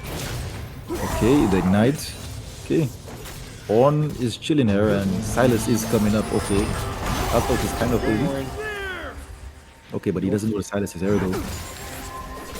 No, remember, no flash on this guy. No flash, he's playing aggressive. He goes in onto the Ash. Ash just limps away. Dio does pick up a kill Kench, onto the... ooh, Kench misses the Q. Very important Q, Kench. Now Ash fires back with a threaded volley. Ash has the flash, Ash has the flash. Shyvana is there though. Orianna is coming as well. Let's see what happens. About 2 autos away from getting a kill off onto the Ash, but he's able to flash out and get back to safety, pick up some CS and maybe go back to base. That was really a good effort from Team GGL. GGL, sorry, but they just didn't quite get it done. Kench, maybe if Kench landed that Q, they could have at least got Prio again. They missed. Yeah, Kench missed a lot of abilities. He missed the Q, he missed the tongue lash, and he also missed the abyssal dive. So it's quite unfortunate. Could have really been a really pivotal kill there, but Climactic just gets away scot-free. Yep. And now look at their gold lead. They have a about 2,000 gold lead. Oh wow, already? So they're really chilling in the game. Yep. Oh. Yeah, they're really chilling. I mean, this is really one of those games where Kench is going to have to try and see if he can get some roams or coordinate something with his jungler. I see him, he is passing towards the mid side, or is he not? Yeah, he's passing towards mid, but his mid laner is actually recalling. But he needs to coordinate with his jungler, see if he can maybe get some plays towards the mid side or even the top side, because it's gonna be quite difficult to win any of these 2v2s having been put this far behind. Yep, and they're getting dragon. Team Climactic looks to be getting a dragon. Does Kench steal it? No? Nah. I doubt it. I doubt it. That's ambitious. Yeah. Really ambitious. He gets out of there. Would have died if he had gone. Oh, Zhao, you're losing these trades, buddy. No. Okay, so they draft the early games in Zhao, but it's already behind the on at 9 minutes. It's already effectively useless. On has TP here, so you can't TP back. but it's Yeah, not it's- looking good for Team GGL. Yeah, it is not looking good. They are able to secure the Void Grubs though as a trade-off from the Dragon Lord. It looks like Silas is not lane. Root does go oh, the charm! Fancy, well played to Ultra Ego. That's really well done. They waited for that Abyssal dive and Yeah. Seraphine sang a song for him. He had to come back for the encore. Yes, yes. Pretty tragic, but I think we might be able to get a kill here onto Shoeslace. Shyvana all goes out. Oriana flashes the wrong way. Whoa. Dive. Instantly answers the dive onto the smolder, and it's on a big wave as well. So, all in all, I Catch think him we're off. still fine with that. Smolder is tough. Smolder, very good. This is rough. Smolder lost a humongous wave. Ash got like 2 hits and an additional kill. There is nothing for this Smolder to do. Maybe I'd almost tell him to swap lanes, but because of the quest right now, he can't go anywhere. Yes. Whoa. So the Ash and the Silas are extremely accelerated, and we can say On as well, because On is just where he wants to be. Yeah, Everything is going extremely well for Team Climatic. Team Climatic is playing insanely well. They're just working towards their game plan. They drafted a strong bot lane. They're playing towards that strong bot lane.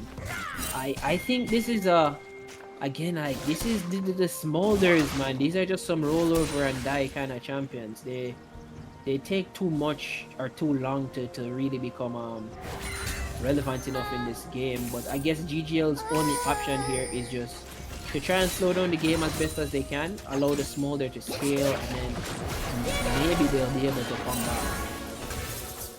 I 100% agree. You completely called it from the first pick, you know. Just blind picking Smolder like that. It's just not a good call at all. They're paying the price for it right now, so they're probably just crossing their fingers, hoping they could somehow maybe get a shutdown or something. But at this stage, who would even be the carry? I guess Shyvana is their best bet to get them through the mid game. But right now, I'm not really seeing a carry for them because they also have the Zinja top, which is pretty behind. Yeah, So I guess Shyvana and Ziggs, maybe these two can try to stall them out through the mid game, but we'll have to see. yeah, that's definitely what they're gonna have to do. Ziggs is really good at stalling. He clears waves insanely fast. He can get prio within a second. So they're probably gonna have to depend on the Ziggs and Shyvana, as you said, to try and stall this game out as best as they can. But that's all dependent on how willing Climatic is to allow them to play towards that. Oh my god. Zinzo went in and killed the autos. On messed up his ult. Zin is still dead though because he has no flash. And Shyvana counting on the other side though. So he can win the flash. One charm. Oh, Actually, Smolder still walked up too far. free-firing. Smolder walked up too far. Oh, Light divine.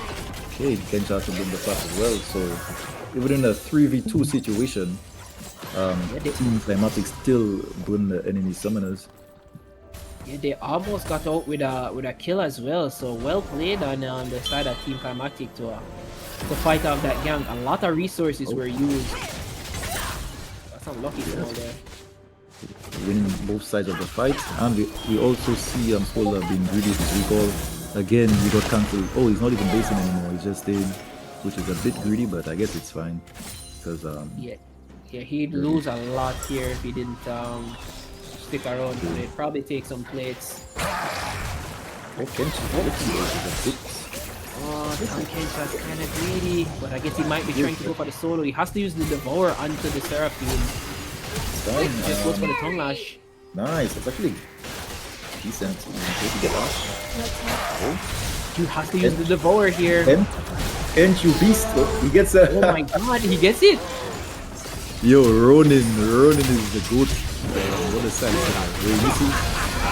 Yeah, Scanab Duck misses. Dio does go all the way under the tower. He's trying to limp away, but I think he might just be dead. Shyvana should be able to pick up this A kill. big shutdown. Whoa. Okay. That's a bit of a swing. It is. Girl would take this every day. The goal lead is still 3,000. but it does stop the bleeding a little bit. Put some bandages on the bleeding. Yeah, 100% does Silas just bandage got a all bit of that. ambitious, in my opinion, because Silas he dove in with the ult. Even though he got the kill, he gave up his shutdown. You need to be very conscious of your shutdowns when you're ahead like this. Yeah, it was not worth it in my opinion, in the slightest. I think that was definitely a bad call on the side of Climactic, but I guess as you said, his eyes got a bit too wide Yes, they and he definitely. decided to kind of give. I guess he's probably throwing GGL a bone and say, you know, take the shutdown. You guys got 2 kills. Here's a shutdown too. I don't know why he would do that, but it happens. He was feeling the moment. He's like, I have to go in. That's definitely. It'd be like that sometimes playing league. It does. It is indeed like that. Recommendations to Ronin for going in when he did though. Looks like they're coming to bot lane again. So Shyvana is here. Goes in under the surface. Surfing has like dodging. The ult goes wild. Ash is here. He's firing though. Shockwave lands onto 2. Takes down the Shyvana. Ash is still Kai's bot. Destroying his digs. Running for their life. With the White Raven going in. Yes, in. Really well played again by Team Climatic. Really, really well played.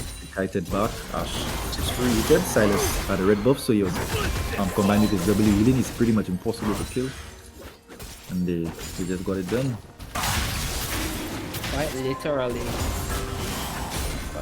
They just got it done. They just kited back. I mean, I think GGL played that about as well as they could have, being given the state that the game is in for them. But Climatic was just more prepared. I think they had bigger numbers, a little bit quicker. The Shockwave was pretty good as well, so they just played it so well. I don't even think did anyone die on the side of Climatic? They lost no casualties. But right as Team DGL saw some hope, Oriana got the good 2-man ult, which pretty much secured the fight. So shout out to Shoes Lace. Funny name, but yeah, shout out. Yeah, Shoes Lace is certainly tying up DGL plays, man. Solrock is just weathering the storm in top lane. He doesn't need to do much, just build some armor and just relax. I think, yeah, he's also trying to bait the Xin Zhao because he has Silas here, but it's a bit too dangerous. He has to TP back. Yeah, both of them do recall. This might end up being up. Smolder's forced to Smolder. work away. Smolder by herself. I feel like Smolder is not allowed to be there by herself. So. No, that's it. Pretty much, that's pretty illegal. Yeah, it is, but I guess he altered the whip to try and discourage them from trying to dive him. I guess it worked. Yes, but I'm not sure. Ash could have or Ash maybe missed ult or something. Or she was ult on that. Yeah, I guess he didn't ult yet. Yeah, he should have died there for sure then. Yeah, if Ash ult. Silas is looking though. Silas is looking on the Smolder. Doesn't have the flash. He should be dead. He's 100% dead. Yeah, kind of though. Ugh, the barrier was pointless. Yeah. When you're picking Smolder, you need to be like very, conscious of like where you can and cannot ult up with. Which right now is most places. I can tell you really despise Smolder. No, I don't despise the champion at all, but it's like as you said in draft, like it's really situational. It's not something you just pick. You're going to get punished for it. There's nothing. I have nothing against the champion. I like the champion personally, but it's just you don't first pick it. It's certainly not something you first pick. It's begging to be countered. Yeah, for sure. Yeah. I think any lane that the Smolder went would have been pretty rough. Definitely. Maybe if he went top. Top into the Ornn, maybe, but remember he's playing against a Silas, right? So Silas would definitely be looking to counter. Yeah, that's true. And Orna's good gangster too. So yeah, that's true. Yeah, that would be. Yeah, unlucky. Unlucky with the pick. but he still does have potential to try and scale back up. He is at 152 stacks right now, so quite a ways to go. 70 something stacks left. Yes, and they're about 7,000 gold down though, so that's the real problem there. Massive gold gap. I was not looking there. Oh, Jinzhao, on with the bait, just on the E. Oh, on and messing up his mechanics all game. Unlucky, Owen. Alright, he had that, but the pillar thing. Yeah, he wasn't aware of it, yeah. Yeah. But I would definitely prefer to be Team Climatic right now, especially because of how easy it is to execute the comp at this stage again, the front to back. The sender on in the front and play front to back, and they really should win this game. Pretty straightforward. Unless he somehow gets to like 40 minutes and smaller or something. Yeah, I mean, the simpler the game plan, the better. Shyvana is forced to ult, but the fight going on in the top lane, the orange scoring is called. Zinzo goes for his own ultimate. The Brutal does rack up a lot of damage onto Zinzo, and he's dead. Orianna gets traded 1-for-1 with the Ziggs, but Ash is firing for 3. Content is trying to go for a 1-for-1, but it's not happening today, buddy. You're going back to base. Not today at all. So 4 people drop on the side of Team GGL. Ornn did beat Jinzhao in that 1v1. In the bot lane, the Ash was gliding. So Ash has been gliding as she continued gliding as she has been doing all game. So except from White Raven. Oh, is he getting greedy there? Okay, never mind. Smolder is, I guess, too weak. Yeah, Smolder is still way too weak. Still only has an item. Ash just has a bigger wallet. And Ash is definitely abusing that heavily. One thing about White Raven, man, insanely aggressive player. If he's ahead, yeah, it's gonna be rough. He's going to be in your face, and it doesn't matter what he's playing. That's just the way he plays. I look forward to seeing him. It's my first time seeing him, so. But I mean, he hasn't disappointed so far. I like his style, like his aggression. Yeah, me too. He's a really talented player. The whole team of Climactic is talented, but you know, you're just highlighting him. Yeah. He's going to press those leads on the AD. Expect some people coming around in the mid lane. Out of position. Oh, Silas. A taste of his own medicine. That's rough. He gets devoured. Kench gets killed. It's a taste of his own medicine, as you said, and they might be able to look for a pick and maybe go for the Baron here. Oh, Orianna. She's looking. Gets the ult. Surfing pulls up. Beautiful. Oh my god. Well played. Nice synergy, guys. I don't think this guy will ever pick Smolder again. Jinzhao gets hit by the assault. Beautiful. Yeah, That's so wrong. at this stage, their comp is so easy to execute. It's like way too easy. So you're killing them from cross map with the Orianna sprinting in, surfing, following up, Ash out, following up. It's way too easy. This is quite unfortunate for the side of GGL. They are getting heavily punished for just breathing. Kench is going to join them in that punishment. I don't know what he was doing there. He's trying to test in the bot lane, trying to get some whatever goal that he can, but it's not enough. Not nearly enough. Yeah, most certainly isn't. He got the bot tower, but he's forced to run away right now. It's not looking good for the side of GGL. They need to slow this game down as much as they can. I guess he's trying his best with that. Smolder is approaching the 225. He's at 195 now, but at this point in the game, does it even matter? It doesn't matter. But I'll tell you, I'm a little older surprised. Stand up duck lands onto the the catfish, but he just swims right out. And again, they're pushing forward. They should be able to get a pick to this one. But I'm a little disappointed in team GDL. Yeah, okay, that's it. They should be able to get a pick. It should be way too easy to kill like everyone right now. Yeah. The reason I'm disappointed in team GDL though is because they didn't play very badly. It's really just the draft. The draft lost them this game from like before it even started. They really never had a chance. Oh, beautiful change from the Silas. Mola has the flash.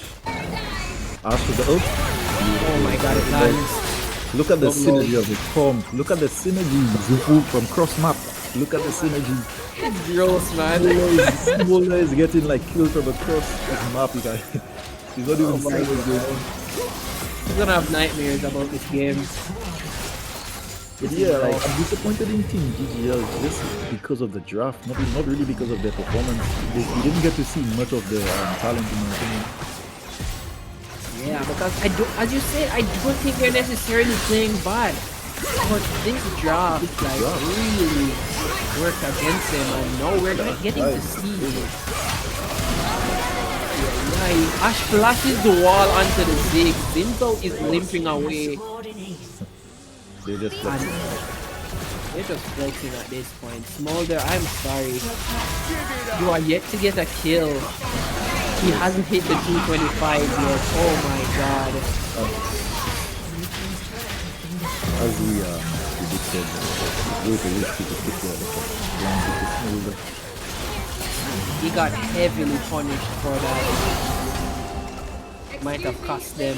I wouldn't put the entirety of the blame on the Smolder, but it definitely did play a part in what cooked them this game. But well played, Climactic Gaming and the GGL. GGL should be, I believe they'll be heading to the losers bracket. Correct me if I'm wrong, but not too sure. Good but game, yeah, well played. For me, we didn't get to see much of Team GGL. The draft, the Jin Zhao top, we didn't get. It didn't really do what they thought it would do, I guess. As well as the Smolder. In draft, they really lost this game in draft. So really hope they could try to work on their drafting to so that we could get to see more from them rather than just kind of slowly losing. Yeah, I completely agree with you. It was definitely a humongous draft differential. We're hearing from production if we'll have another game coming up soon. But I hope you guys have been enjoying the game so far. If you're watching us on YouTube, feel free to hit us with a subscribe, or if you're on Twitch, hit us with a follow. We would greatly appreciate it. And thank you for supporting us so far. It's been some really fun games, some high quality Caribbean League of Legends. I mean, you don't get this kind of stuff anywhere else. No, again, I'm very impressed with what we've managed to put on here today. Shout out to all the teams participating and all the people watching, making this happen. Thank you all. Yes, sir. You've been playing so well. Hopefully, pause. You did your like he was the Smolder player. You did your absolute best, but please, dude, don't first pick it. Don't first pick it, man. These guys are not gonna let it slide. I've seen it happen. So, like, I've casted a few tournaments in the past. There are two champions that you just don't pick early. You do not pick Veigar early. You do not pick Smolder early. You're going to learn the hard way why you don't do that. You're gonna pick some early game tomfoolery and just camp you. I don't like it, man. It's really rough. Yes. So we are gonna end it here. We're gonna run the rest of the matches later on. That'll be sometime later this week, but definitely next Friday is when the next set of matches are going to be. Okay. Well, we are actually going to get to closing time now, guys. So we really appreciate everyone who has made it to the stream and you've been watching all of the matches so far. We really have, it's just like our hearts go out to you. Really appreciate you. Another shout out to our sponsors, Inferno, the biggest fighting game event in the Bahamas, July 17th and 18th. $5,000 prize pool. About, it's insane fighting games. I'm tired of saying it. I'm gonna just go move to Bahamas so I can just pretend like I'm gonna LARP and be a fighting game player for that weekend. So yeah. And again, Revel Esports Hub, the best up and coming esports hub. Actually, well, already certified, but we're also elevating. So shout out to them. Anytime you're looking for a tournament, a team, your next challenge, look no further. The Revel Esports Hub is here for you. Level up your competitive experience, get a place to compete, join the growing esports community, and get in the game today. Shout out to Revel. Yes, sir. Yes, sir. So, shout out to our sponsors, shout out to all the teams that have made it into these games so far and have advanced in the brackets. Of course, the tournament is not over. We will have more matches taking place in the week, and I think we will be back for another stream next week, Friday. So make sure that if you haven't subscribed to the channel, subscribe, follow us on Twitch, and we'll let you know when we're back to continue the rest of this Conch Cup. So thank you for watching. It's been great. I'm Zufu. And Julius. I'm Julius. Thank you all for watching. This is my first time doing our commentary. Went well. Great experience, guys. So let's keep it up. And signing off. All the best.